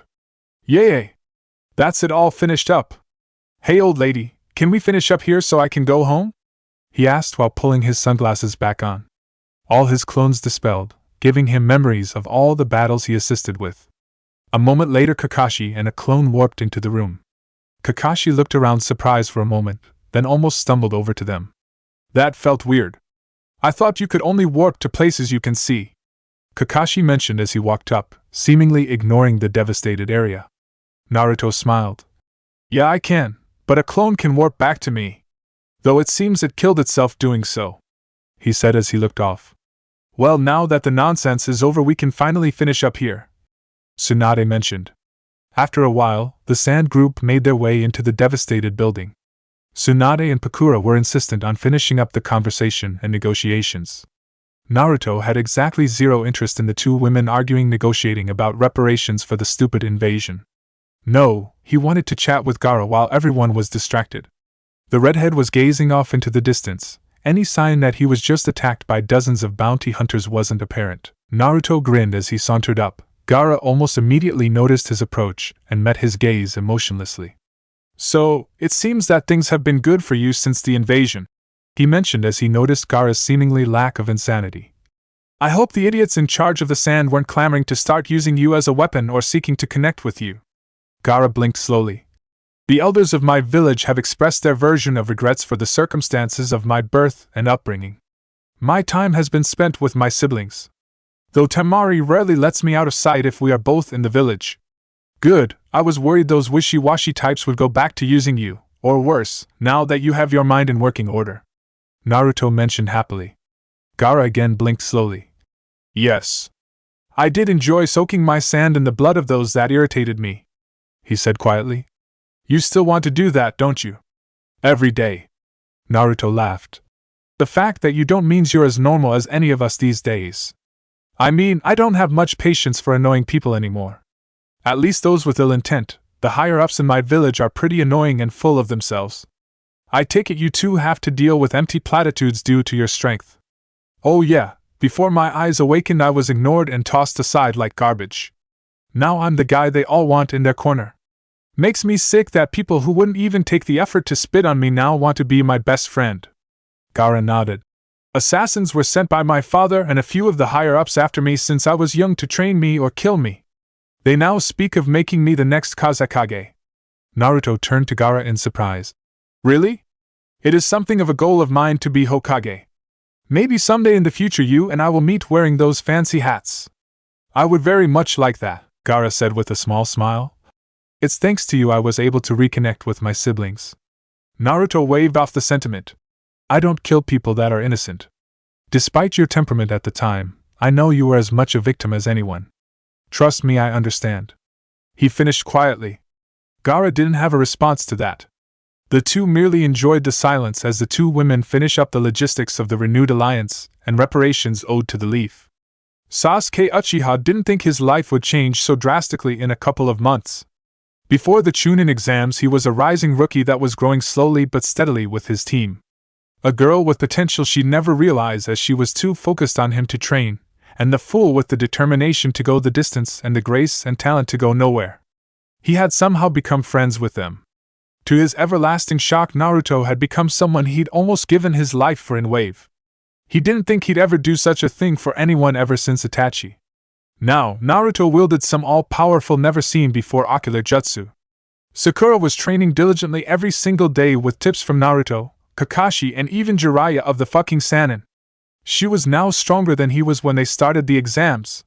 Sasuke looked down as his burned hands with a tired sigh. He'd overdone his training today once again. He had already started experimenting with variations of his Chidori. In Kakashi's own words, he was beyond most Chunin at this point, and it was all thanks to Naruto's training and off-handed comments. Your chakra control is so bad I'm surprised you can mold jutsu. Try building up the whole amount first. You're not good enough to multitask yet. Now Sasuke was able to control his chakra enough to gather the necessary amount for a jutsu all at once, then activate a jutsu almost immediately. What sounded like a longer method was actually far faster, and he was getting better at removing unnecessary waste from his jutsu with every session. Why are you building chakra in your core? You punch with your stomach or something? His chakra enhancement body was now far easier and more potent he even considered. Sasuke! He was broken from his thoughts by a rapidly approaching Sakura. Before he would be a bit annoyed by her calling out to him like this, but now he knew he wasn't about to be asked out to dinner. The Jonin commander wants the two of us to be at the mission desk tomorrow. Apparently Team 7 has an assignment, she said happily. He was pleased to see some normalcy return and a team mission coming up, but Kakashi and Naruto aren't here. She nodded. Right, they're due back today. Sasuke hummed. Then I wonder what this mission will entail. Naruto and Kakashi aren't exactly someone the village would waste on a C rank anymore. Most of the elites were on back-to-back missions as a show of strength after the invasion. Yeah, I think it may have to do with the sound. I think we may be sent to help out Lord Jiraiya, she whispered. Kakashi-sensei is one of the best trackers the Leaf has in Naruto. Well, besides Lord Jiraiya and Lady Hokage, he's the only one who could kill the snake. The both of them were still having trouble wrapping their head around the complete shift in dynamic their team had undergone. Especially around the moronic blonde. Sasuke rubbed his face. Well then I suppose we should get some rest. If we're going on a mission like this it's going to be worse than Wave. Neither of them forgot their first foray into the real world. Sakura smiled. I won't be useless this time. She swore with a clenched fist. I've made some serious improvements, and I'm going to have your back, she said with a smile. Sasuke, to his own surprise, returned the smile easily. And you? The moment was ruined by Sakura's full-body blush at Sasuke's smile. Sasuke mumbled as Sakura turned away and started dancing in place before speeding off. Maybe things haven't changed all that much after all, he said with a snort.